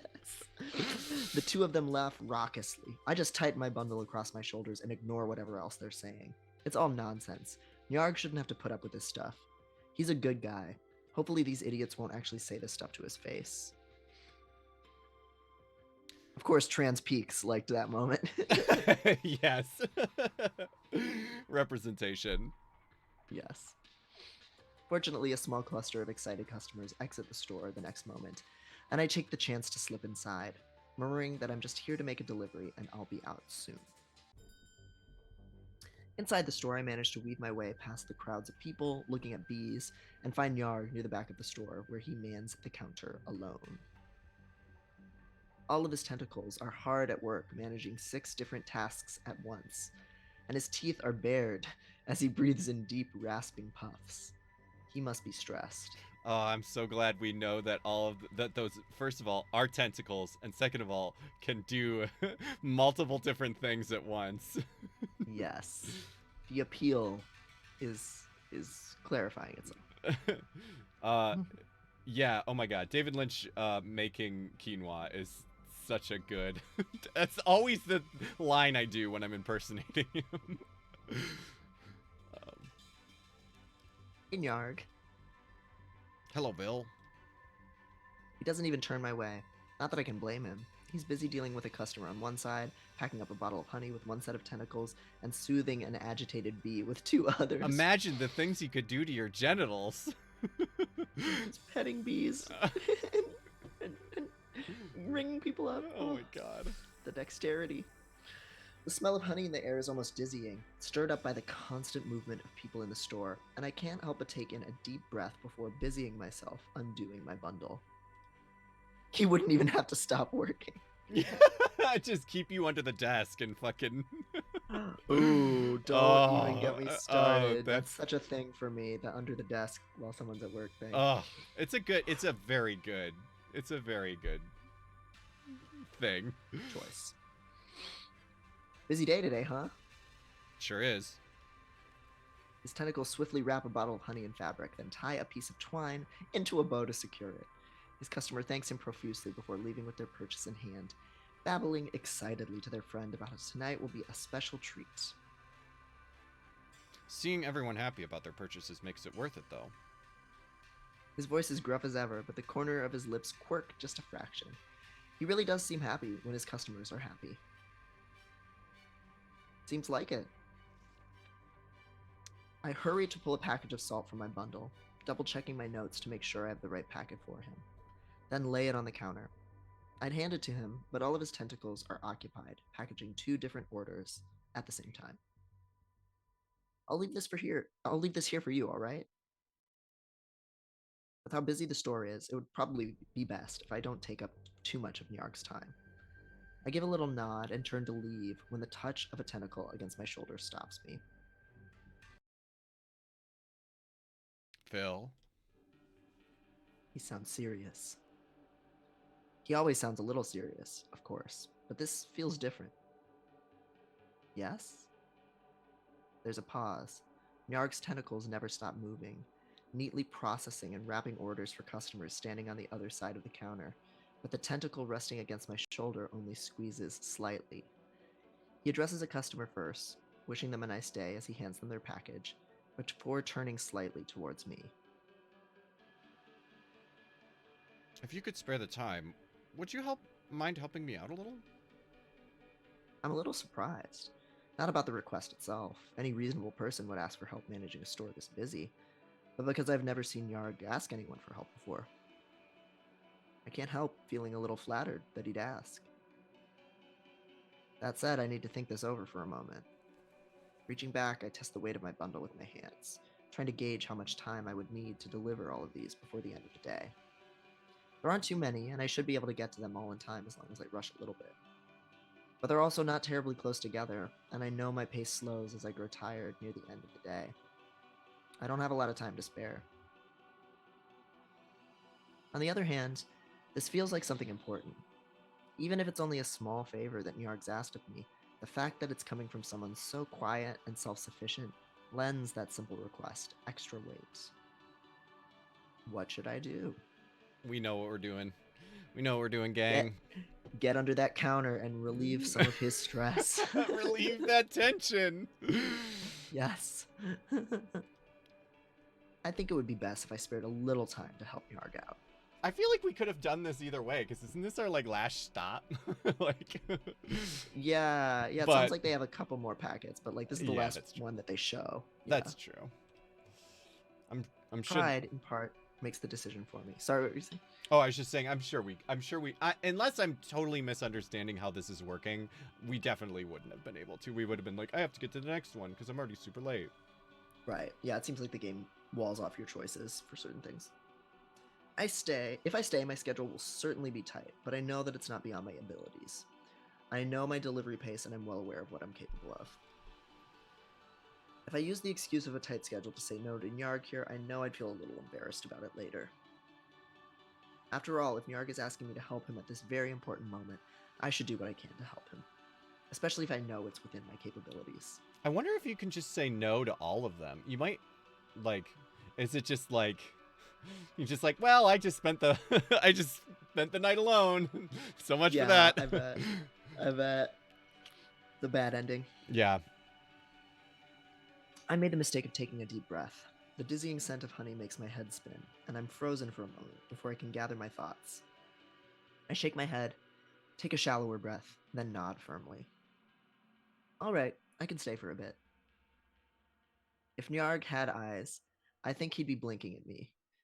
As is, his own movements pause for a second, his tentacles caught halfway through their actions before abruptly resuming, as if Nyarg wants to hide his surprise and hesitation. I thought those were eyes. I Are those think just that's other another. mouths? Yeah, I think those are other mouths that kind of are in vaguely eye shape, eyeball places. Aww. I know. Are you sure? Of course. You might have to coach me on what to do, but I'm happy to help with whatever I can. I smile as I take off my bundle and stow it off to the side beneath a counter, where it hopefully won't get trampled. Then I pull back the roomy folds of my cloak to free my hands. It's warm in here.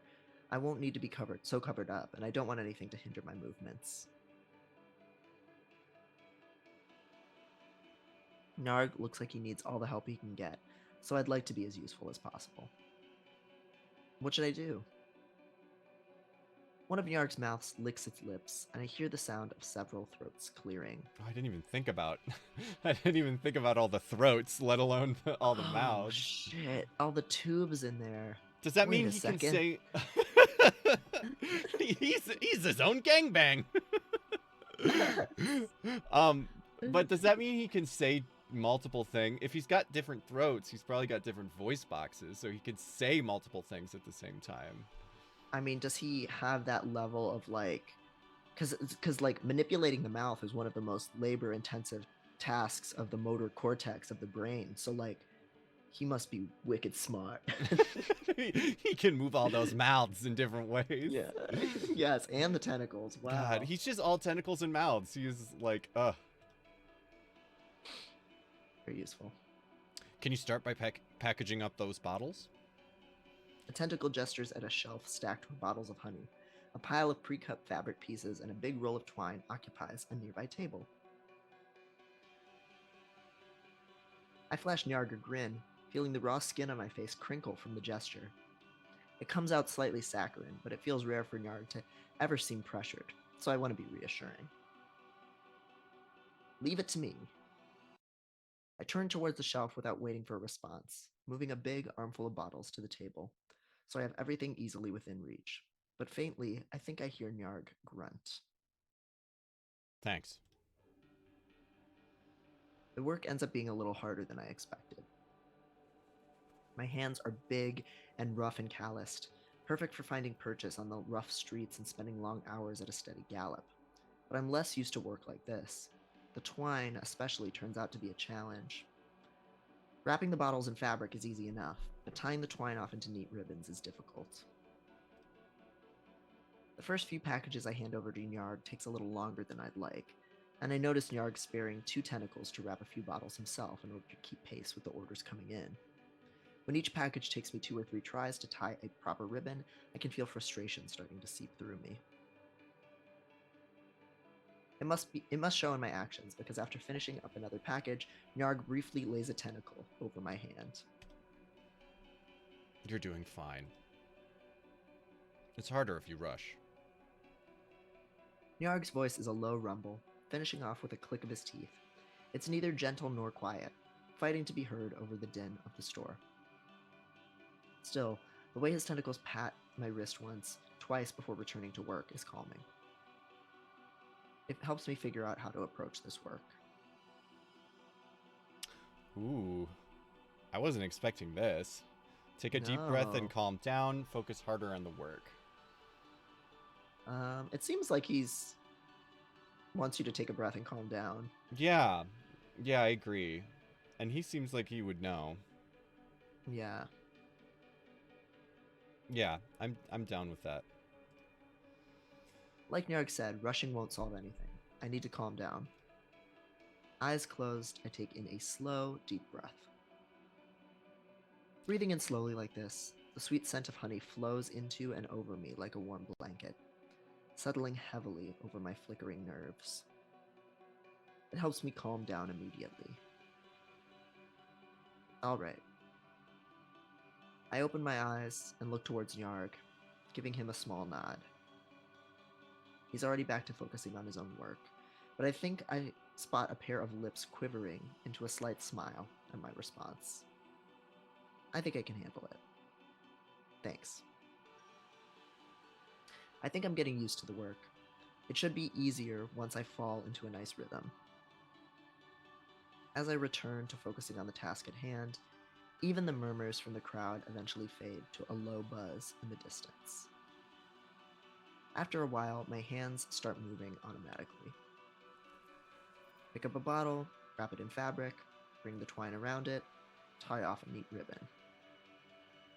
Relaxed by Nyarg's advice and the sweet scent in the air, I find myself working peacefully, my mind wandering comfortably. I even find the time to soothe a stray bee that comes bumbling up to rub against my side. Oh, little babby. That reminds me. I keep meaning to show everyone that since I put her in her couch, she has been sleeping peacefully in the couch. Oh my so. god. So sweet. Nyarg doesn't have to tend to packaging bottles after a while, leaving the task to me so he can focus on tending to the customers. Oh my god, that cat emoji is so cute. I know. God. Despite the bustle of customers, the atmosphere of the store is warm and comfortable, and I find myself feeling right at home. At some point, a couple of bees had wandered over to inspect me, then fallen asleep at my side. I can feel their fuzzy bodies vibrate slightly with their rapid breaths, the presence cushioning warm and soft around me. Absorbed in the moment, I almost lose track of time. It's a gentle touch to the shoulder that grabs my attention, and I look up to see Nyarg turn towards me. Bill, are you alright on time? Oh. I glance up toward the clock hanging on the wall behind Nyarg, its feelers ticking away gently with each second. I love that the clocks are bugs. That's a very fun Beetle little detail. clock. Yeah. Yes, I forgot about that. I should leave soon. I'll just finish up what I was doing. I just have a few more of these left to do. Actually, Bill. I just grabbed up another bottle and patch of fabric when the low hum of Nyarg's voice gives me pause. You can leave the wrapping to me, but would you mind grabbing me more bottles from that shelf over there? He's in the middle of tending to a customer, gently swaddling a trio of bottles in a large square of fabric to serve as a makeshift bag. One tentacle points over my back towards a shelf against the wall that's neatly stocked with bottles upon bottles of honey. It's only on second glance that I realize the stack of bottles behind the counter is running low. Business must have been booming in the time that I was lost in my work. I will say that also that like Devin, have you worked retail? I don't remember now. Yeah. I mean, it's been a long time, but I worked at a Hallmark Mm-hmm. and I worked at an Old Navy. I think Okay. that's it. But like Yeah. when you're working like a service like retail or food and you're fucking slammed and like you and your coworker are like in sync, that shit is like, even if it's not someone you're attracted to, there's like a certain like, I don't know, not sensuality, but like intimacy to that The connection, yeah. yes. Black Fridays were kind of like that a little bit. Yeah, I bet. Jesus. Yeah. Yeah, it's just like dancing or doing something like that is like, it's that you're moving together is sort of like, can be intimate, like I said.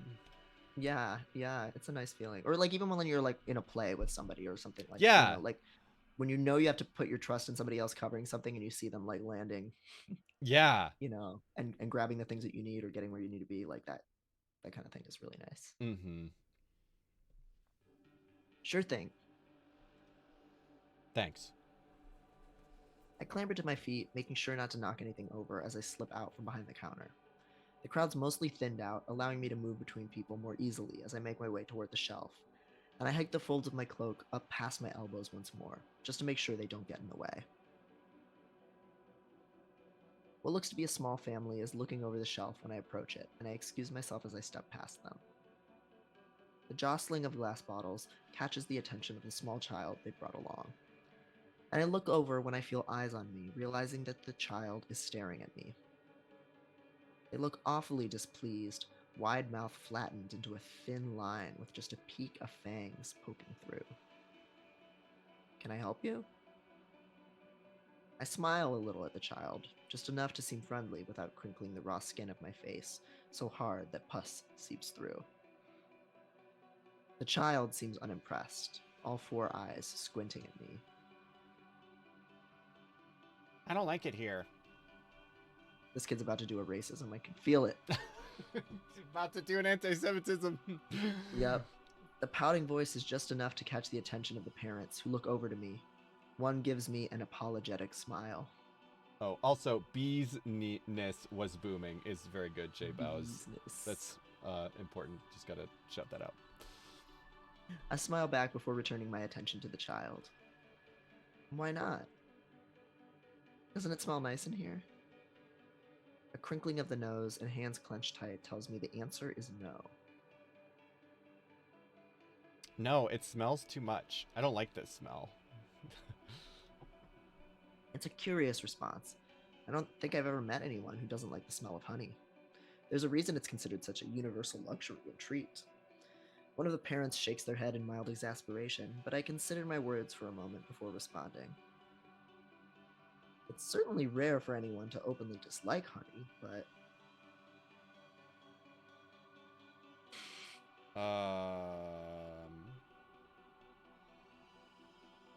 Yeah, maybe they'll like it in time. It's alright not to like it. Do they like anything else?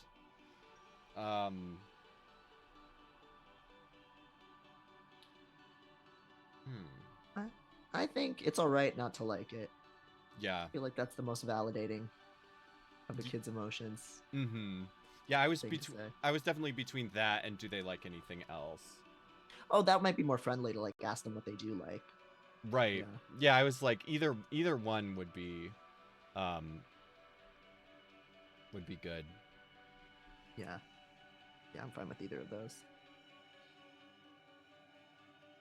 First person to make a choice for us. Yes.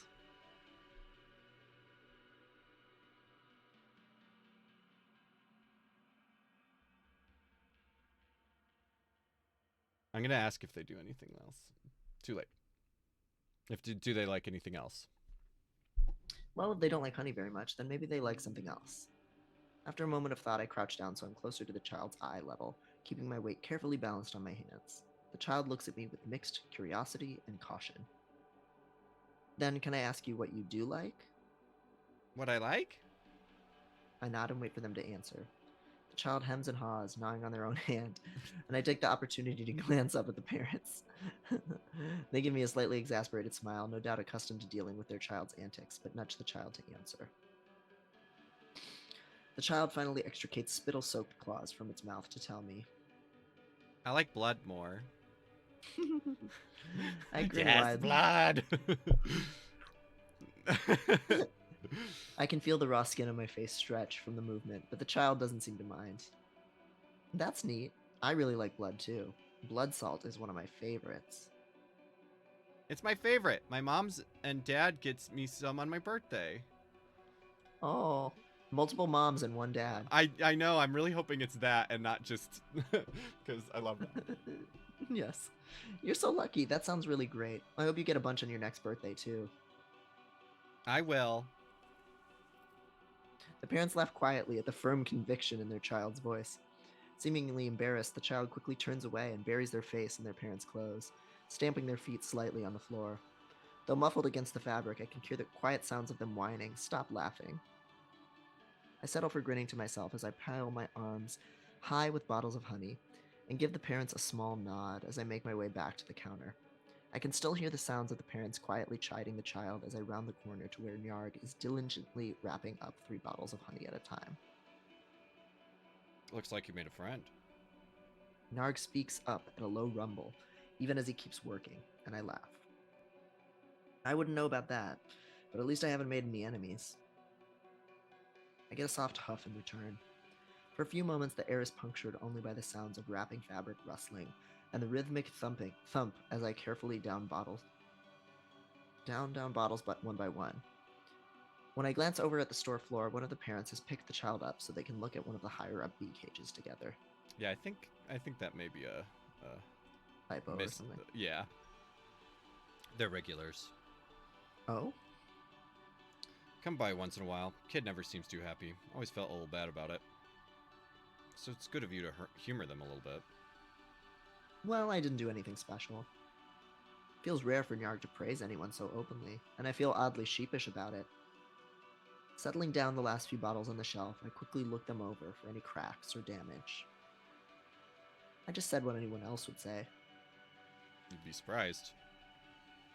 Another huff from Yarg, louder this time. I look over to see a brief grit of teeth before he purses his lips. Some people aren't flexible enough. Don't consider that other people think differently. So you did something good for that kid. His voice is firm. I get the odd feeling that acting too modest right now isn't the right thing to do, so I end up nodding even as I feel my own face warm a little. Thanks. Luckily, it doesn't take much longer to stock the shelf behind the counter. With these many bottles on hand, Nyarg should be able to see out the rest of the day without too much trouble, I think. I dust my hands off before grabbing my pack, double-checking the floor to make sure I haven't dropped any salt packets. With how far behind schedule I already am, it would be disastrous if I left behind a delivery packet and had to come back for it. Nyarg, I have to get going. Nyarg's tentacles stop moving as he turns to look at me with his full attention. It makes me feel weirdly self-conscious, and my voice catches in my throat for a moment. Is that all right? Of course. He gives a solemn nod in response. Thank you very much, Phil. Narg's voice vibrates deeper than usual. He tends to speak quietly, without much emphasis, but his words at the moment feel oddly weighty, like he's saying something he considers very important. I shake my head and give him a smile. It's no problem at all. I'm glad I could help. You don't need to be so humble. I know you already took valuable time out of your route to help me, and I appreciate it greatly. You helped me tremendously. I'm reminded of the fact that Nyarg usually mans this store alone, always. Even for those who have good energy and stamina, it's unusual for anyone to run a store completely alone. So maybe it means that much more for Nyarg that I decided to stay and help. I really can't afford to lose any more time, so I start adjusting the straps of my pack and the folds of my robe, even as I nod. Well, I'm really glad I could help. If you ever need any help on another day, just let me know. Nyarg gives an almost imperceptible nod, watching as I start to round the corner to leave, but stops me at the last moment. Bill. Yeah? Perhaps sensing my need to leave quickly, he answers promptly. I'd like to show you my appreciation with more than words. If you have time after you finish your route, I'd like it if you came by the store afterwards. It's a curious proposal. I've never visited Nyarg's store so late. I hesitate for only a moment before grinning and nodding. Sure, I could probably do that. Thanks. Be safe. Good luck on your route. Thanks. He sees me off without any more fanfare, returning to his work and only sparing one tentacle to give me a wave as I head out the door. As I exit the store, a fresh gaggle of customers approaches the door, no doubt looking to make some last-minute honey or bee purchases. As rushed as I am, I make sure to hold the door open for them before starting down the street. The sweet smell of honey accompanies for a few paces before slowly loosening its grip on me, allowing the bite of plain air to return to my lungs. A reminder of the job I have to do. Still, as I quickly ramp up into a steady gallop, I'm briefly reminded of the way Nyarg had thanked me, the deep rumble of his voice, the intense focus with which he'd regarded me, the gravity of his words.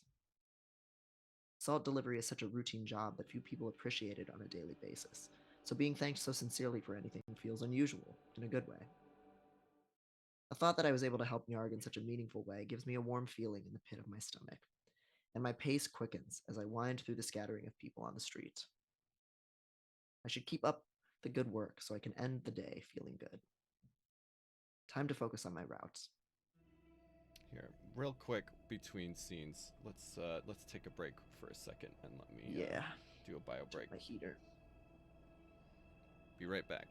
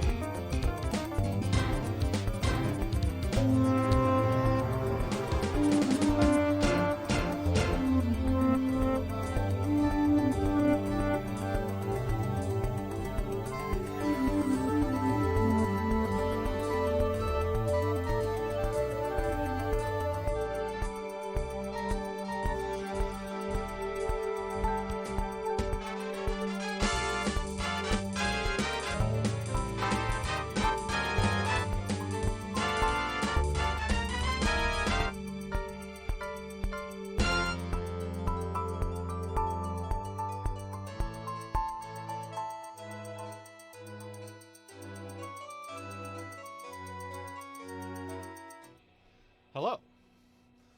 Welcome back. Thank you for waiting. Oh, I forgot about our friend. I forget what her name was. Oh yeah, the spider. Oh my god, she's so good. And the transparency really is just choice. She's just stalking out the chat. I know. Ah. God. So I think that's all we're gonna be able to do, game-wise today.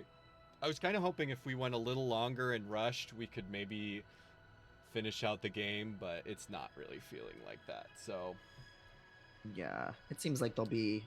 I mean, hopefully there'll be a little bit of a. Even though we're an adult version, in non-adult version, there'll be some languid oh yeah. love between us and the gloppy man. So we'll have to just savor it next time.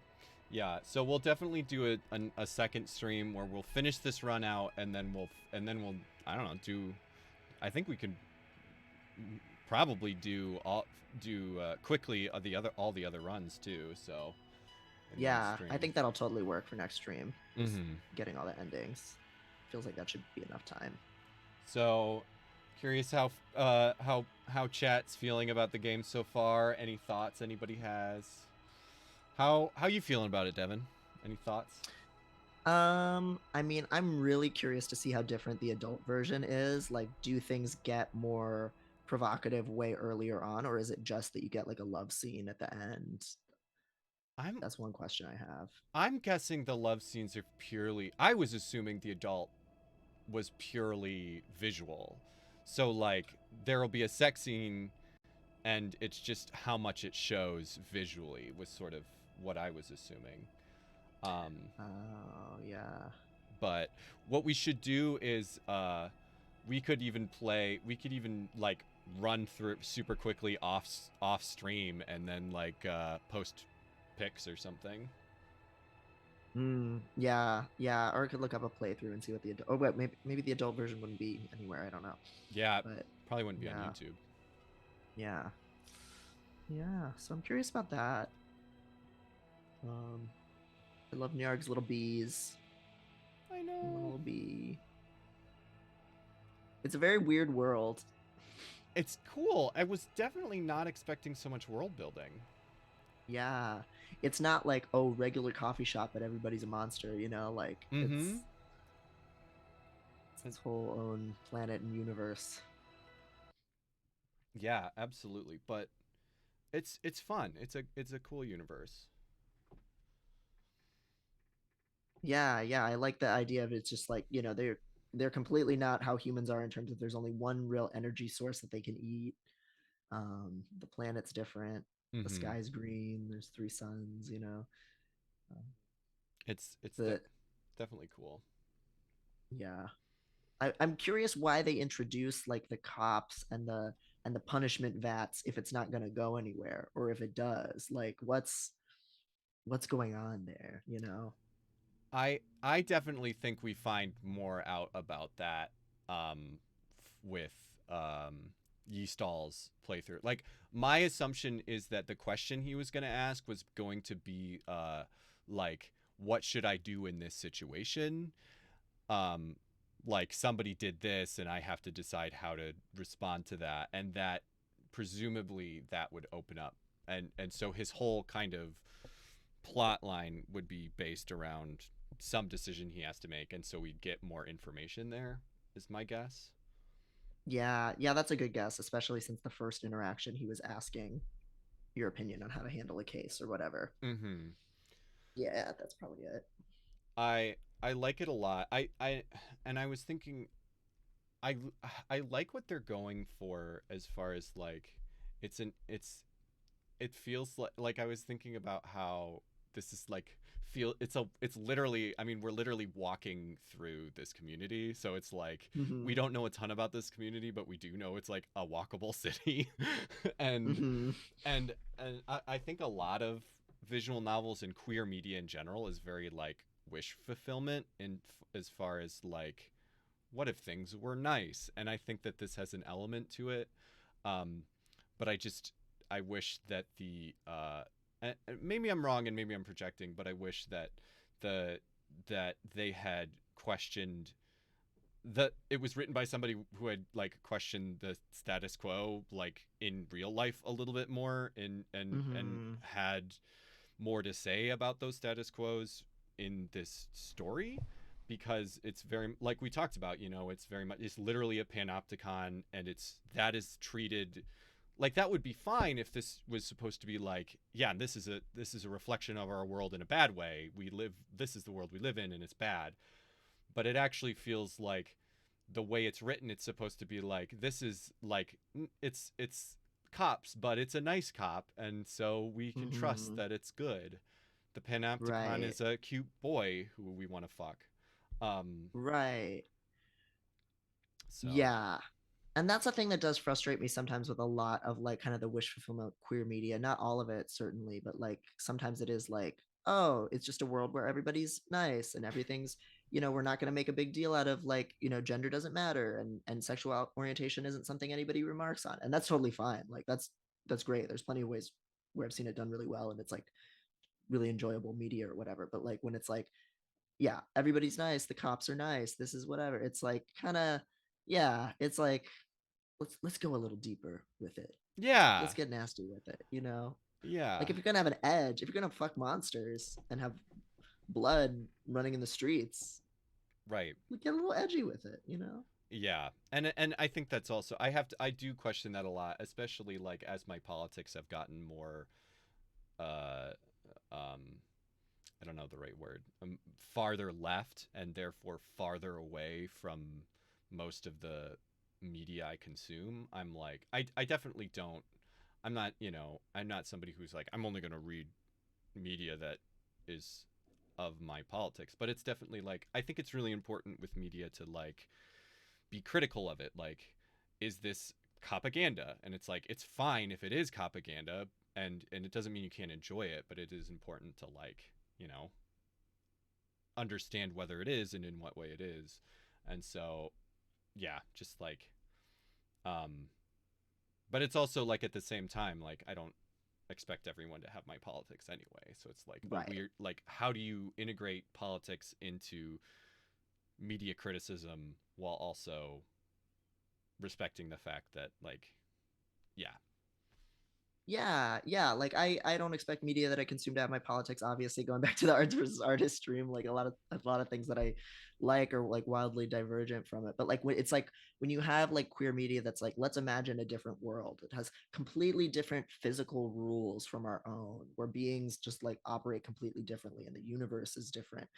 um and then you're still going to just use the word crime and yeah, assume that we're all referencing the same concepts when it's like I don't even believe in anything being a crime. Like I don't right, think that there should be an authority that like can like define that. But my politics aside, in a right, completely different universe, the conception of crime might not exist, or it might mean something very different. And enforcement might not be any kind of, there might not be enforcement, or there might not be cops. So like I like seeing people think that through. They don't have to be where I'm at with it, and it doesn't have to be this perfect world that like aligns with my political ideals. But like it's like think about that stuff. Yeah.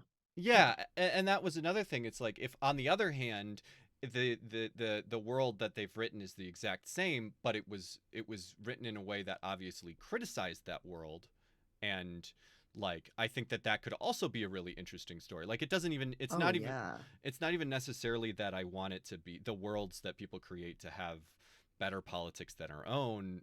It's more about the way that the story's politics rather than the world's politics. So it's like, either Yeah. like having a story that like it's set in a world with better politics than our own, and seeing that that's possible, or on the other hand, having a world that reflects our world in some way and criticizing that, but the way in which this game seems to not criticize it, but it is, I feel like they're going for something with that, Mm-hmm. because they're definitely like, look at this world that has totally different morals than our own.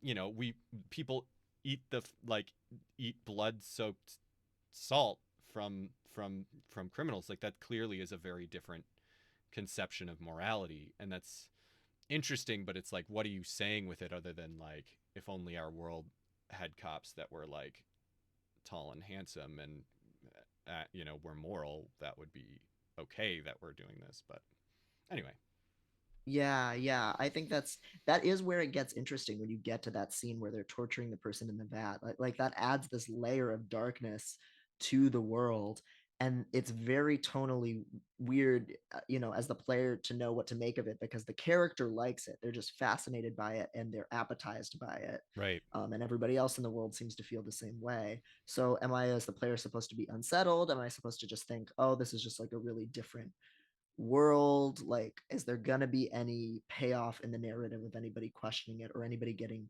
punished for something unfairly, or do people just like think that that's like fine and like they go along with their punishment? Like, like right, where's the resistance point there? A game where the world building, like, I think really works like interestingly in this realm that comes to mind is Hatoful Boyfriend, actually, yeah, because that's just a totally different, it's like post-apocalyptic, like and you don't really get that right away, but you know that you're a human who lives in a cave and you're one of the last humans or the only human you see in the game. Everybody else is a bird. right, And like there's all these weird ways that interacts with you just being like too big to physically be in a lot of places and like way stronger than everyone else and all these weird things. And like I feel like that game does really interesting stuff with that world building where you're like, right. something happened here that got us to this point and it's kind of unsettling, but also you're just trying to get a date and all there is birds. So Yeah. On the other hand, I do really like the way that it's sort of the classic, like, I think that's the classic thing when you have like monster characters of like, it's okay to be different, is sort of like the the I that's almost, and I think that this does do that well in a lot of ways. Like, people, again, without repeating basically that whole conversation we just had, is like where it's like this doesn't really question capitalism as a thing, but people are all have super different bodies, and but they are still able to be like, useful in society in different ways. And the main character is like super fast and can run really fast but isn't coordinated and dexterous, and that is like still a valuable thing to say. And also it's just like, sexualizing things that are just so outside of the, you know human, is just, not only is it really fun for monster fuckers like us, but it's also like, I think, a valuable kind of thing to have in a piece of media too. yeah, and at the same time it avoids that thing of using certain like alien races as like a stand-in for another population in this game. Like Yeah, you have all these weird creatures and that and they're very like different from all one another, and yet you still have like a bigotry in this world beyond that, and it's something that, from as the outside player, you can't see why Nyarg would be targeted for that and nobody else would be, but that's how prejudices work. Like these right. certain appearances and body features get ascribed all these terrible traits and they're totally arbitrary. So I kind of liked that like that was one thing that the game did add some like darkness and complexity to, where everybody, all the neighbors are friendly, your boss is good, the cops are good, everybody likes working, you like your job, but there's still racism in this world or something going on. Mm-hmm. Maybe people just don't, maybe the game was just written for people to not like him because his personality or something, but it seems like there's something going on there. Like, why? I did wonder if there a, like, almost like disability, like a neurodivergence uh metaphor there too, because like no one can tell what kind of emotions he has. He doesn't emote in Mm-hmm. his words.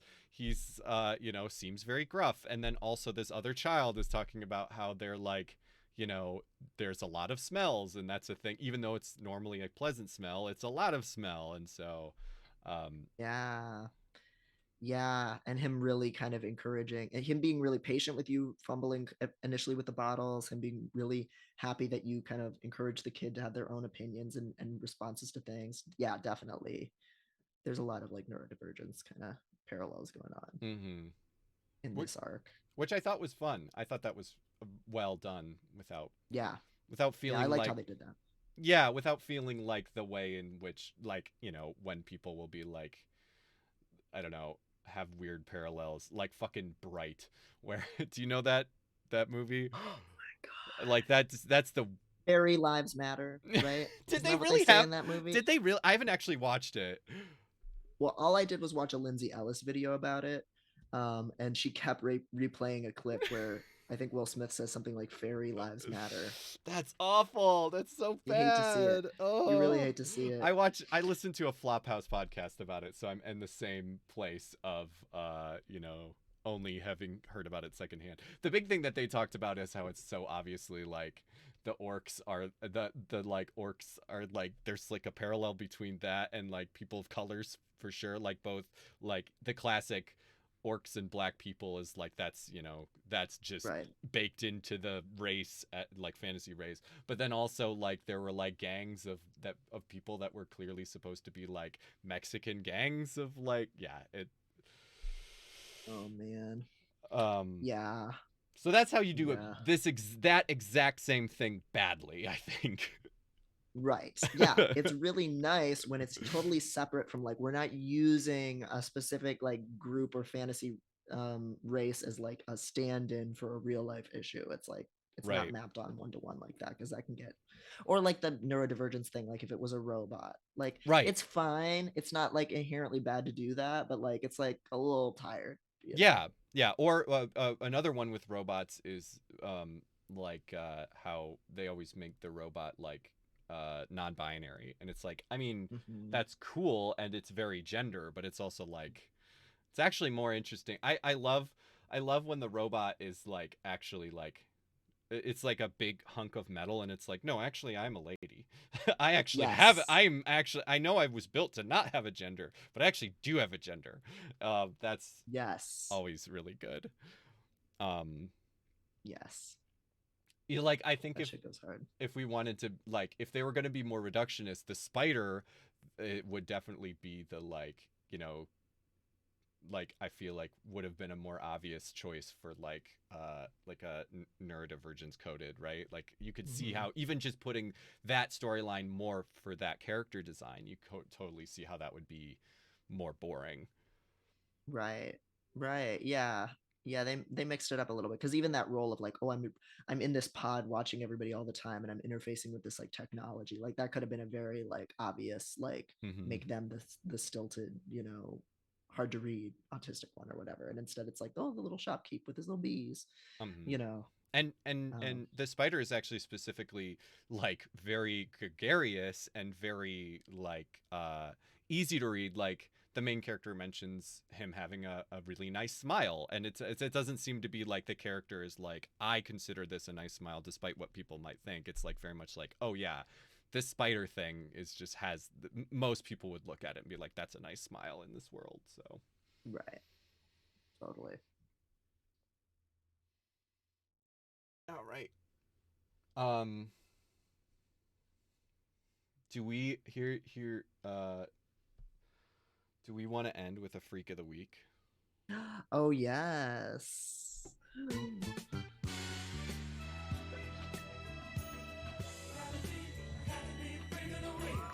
Um, so because I was taking over for our normal stream, I did actually do a freak of the week last week. So I did want to show briefly, not a full freak. You can go and watch the VOD of my stream, which I will actually interrupt myself to say, please please go if you haven't. Please go and follow me. I'm testdevice underscore on Twitch.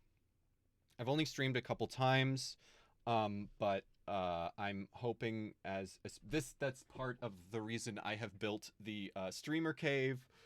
Um, Thank you for the link in the chat, Devin. Yeah, please go and follow me. I'm really close to getting affiliate actually. I should be able to get it uh, very soon. Yeah, if you'd like specifically gaming content, I'm gonna be doing some gaming. So go do that. Yeah. And also my last VOD, there is a secret freak of the week. Bonus freak. So you Bonus. have to go over and subscribe to get that to unlock the full freak experience. You don't actually have to subscribe to No, you have unlock to. it, but You have to. Don't. was You it the must. was it the cool? No, what? now I'm trying to remember what the hell the one I did was, because I wanted to make sure I showed it to you because it was so it was a little rodent and it made me think of you, Devin. Oh boy. It's really hard. Like I have to intentionally not make it all weird rodents. Yeah, there's a lot of them too. There's a lot of freaks in that realm. Um let's see. I think it's still in here. Yeah, I think it was the no. Was it the quoll? Somebody, Sweater Alliance in the chat said Bilby. Is that anything? Is that the Yes, creature? I think it was Yeah. the Bilby. Thank you. Yes, Sweater Alliance was there, and yes, suggested by one of the ones suggested by photo.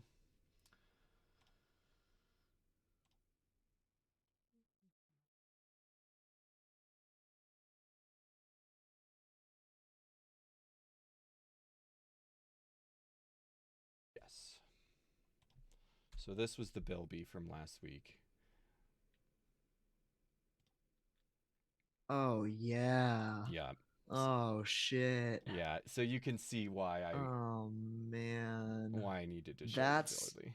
that's fucked up dump truck. It is. Oh my god. It's like if he was like a little skull creature from Hollow Knight or something. Yes. So Oh my god. anyway, there's more Bilby content in that VOD, but we'll do a fresh one. We'll do a fresh one. I did reblog this like shark, this like hideous little shark. Yes, let's do that one. Little nasal. I actually put that one in the document too. So Oh, okay. The angular rough shark, I think is what it's called. Yes. Mhm. Oh, these freaks. Fucking. Oh my god. Look at him. So this is the this is from you reblogged it from Queer Shakespeare. This is posted by Muzzle Mouths on Tumblr. And this is on Devin's Tumblr, Dr. Demon Prince, which such a just goated username. So yeah, angular rough shark along Europe and Africa's West Atlantic coast, from Norway to South Africa and even Mediterranean. His nose. Oh, he looks so fat. He's so pig-like. Yep. As this person suggests, there is so much shape to these guys. Oh, good. He looks like a gusher. He just reminds me of the frog, that one screaming frog. You know what I'm talking about? Let's see if it comes up immediately. Oh my. Is it this guy? Weird frogs. Yeah, yeah, like one of these guys. Like just like shaped like that. The ones with the little butts, the little Hank Hill ass. Yeah. Oh man, I love them.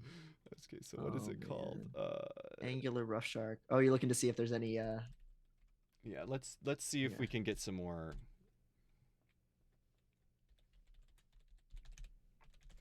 content on these guys. And that's also on land. Yeah. They definitely look a little, I feel like that one, they look a little less goofy actually in their native habitat of the water. Yeah, when they're not suffering. Oh, that's a really pretty good though. That's a really good picture. The snout. Oh. Wow. Feeding? Oh, I thought this was like buy one. It's like no. No. They belong in nature. Some fishermen say they scour the bottom with the spine of their first dorsal fin, and belly up they capture small invertebrates as they dig them up. Oh, little diggers. Oh, I can't believe that there's just the one picture on this website. Damn. It looks like they have one of these at that aquarium. All right, let's check out YouTube and see if we can YouTube. Yeah, let's see if we can see a freaking movement. Ignore my YouTube suggestions. Germa, just a McElroy. Louis Song. Louis Song. Travis. It's really all here. Rebecca Black. Oh god. I wish we could just I bet those would get taken down, but just watching all of Rebecca Yeah. Black's videos would be amazing. I'm gonna chance having the audio on here. Immediate action was. Oh no. Oh, He was abandoned in a bucket. that's oh no, that's so upsetting. Oh, he looks so pitiful. Did someone know have that. him? Oh man, did somebody fish for him and then said this sucks? I hate this shark. Oh, it's so small. I think this is like a little baby Yeah. or something.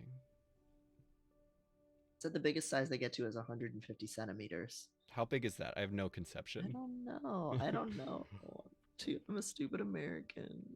I'm terrible, but because I never even know. Even if it is in American units, I'm always like, I don't know how fucking big that is.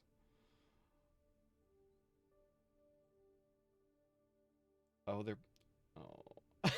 Oh my god, they're feeding him Coca-Cola. Here's some Mr. Pibb.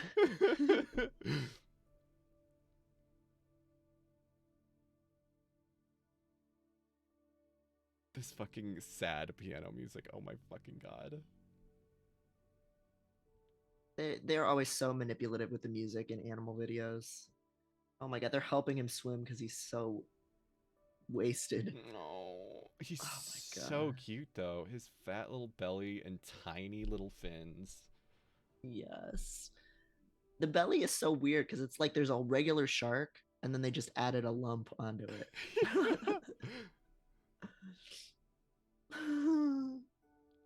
60 inches or 5 feet. Okay, damn. Oh.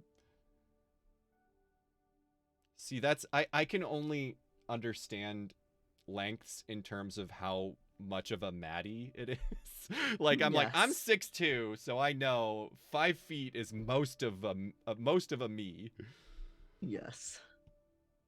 So let's see if oh, we'll skip and see if he swims on his own before. Oh, look, he does swim on his own. Oh, slowly. So maybe they always move like that. Maybe they just I don't see how they can live. Oh my god. Oh, I thought it said perfect shark. It's like, yeah. Also true. Also true. Perfect shark. I want like a big. Oh my god, look at him. He's chonk. He looks a little bigger. Includes paid promotion. What is this? A promotion for It's an ad for sharks. ad for angular rough sharks? Shark just starts talking about Skillshare after a while.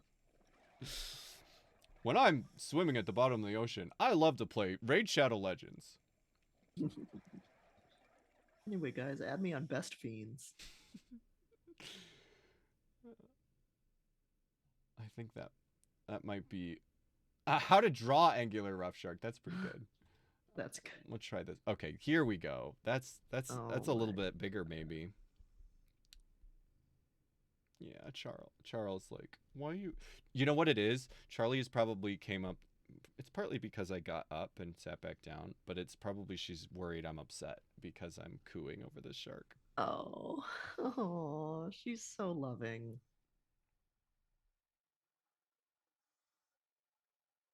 She's such a sweetie. Oh, that's the angle we needed. Yes. That's the moneymaker right there.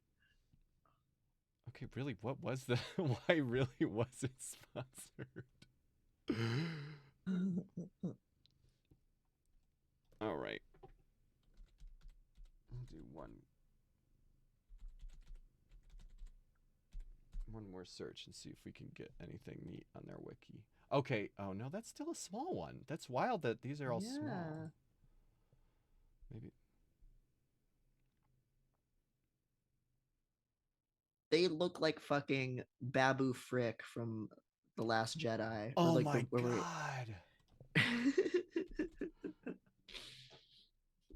They do.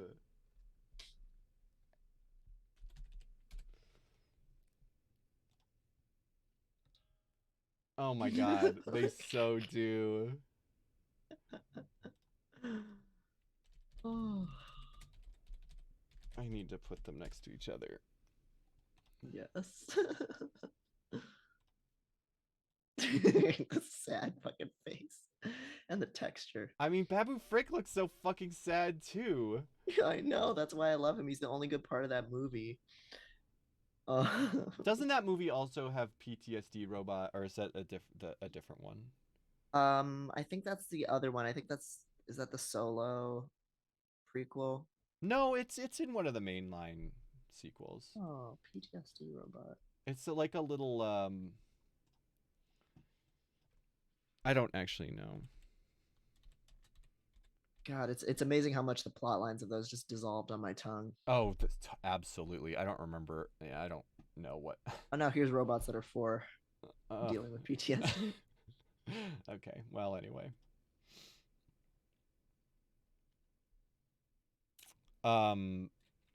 Okay. Well, that's enough of that extremely good boy. What a good boy. What a freak. Um Oh, it says 50 cm, not 150. Okay. I thought the other one Okay. did say 150. Yeah, I thought it said that. Hold on. 150 cm, 2 inches. 59 inches. Yeah. Yeah. Oh, this um oh no, yeah, they can reach about 1.5 meters or 4.9 feet. That's So crazy. most of them, they mature at 50 centimeters, about 20 inches, but they can reach up to almost 5 feet. Mm. I guess the big ones must be harder to come by, and they probably stay lower so they don't get caught. Yeah. That's why there's less record of them. What good boys. We need to our friend of the show, Minmo, is loves sharks, and I feel like we need to just ask Minmo for all of the weird shark species and facts. Yes. Yes. There's so many sharks out there. Truly an underappreciated resource in freakdom. Underappreciated genre in Yes. freak. All right. Well, thank you so much for everybody for hanging out. Sorry we didn't get to finish the game. We definitely will. We will come back to it. Are we thinking next week? Or Yeah, will I mean, why not, right? Yeah, might Okay. as well round it up. All right. Yeah, get all the endings, smooch all the monsters. Yes. Thank you so much for everybody for hanging out. Yeah, thanks for being here, everyone. And we'll see you next week. Yeah. Oh wait, let me That. look. Oh, I think I can raid off of the app now. So let me see what's going on. Oh, really? Yes. Let's We see, always Papa forget. We Mutt. always say bye and then remember. And then it's like, oh shit, raid. Okay, so there's Chinchilla 24/7, Q Bunny, Fluffletown, Papa Mutt. So basically, I can send you to a furry streamer's channel or an actual animal. We ended on that on a freak of the week. I feel like let's go with an actual animal this time. Okay. Then I'll do Fluffletown because that's a small stream. All right. Sending y'all to Fluffletown. There's some bunnies. Say hello for us if you Say stay. hello to the bunnies for us. Yes. All right. Starting the raid. That's 90-second countdown. That's nice that they actually added it to the app so that I can just like do it from the chat. Oh wow. Invisible. Invisible. Just put a big hole in your head. Yeah. Did it do it? I can't tell. Yeah, it says 63 seconds. Oh, okay. For some reason, it's a really long lag. I accidentally closed the window, the Twitch dashboard window, so I can't see anything anymore. Well, we're still there, so you know, if you want to confess to any murders or anything, Only how much I love stream. Oh, kitty. Oh my god. I also need to remember to take other Devin's name off Nightbot. Oh, yeah. I was the one that put it on there. Yeah. Go in here. Because it was still posting it. Okay. Timers.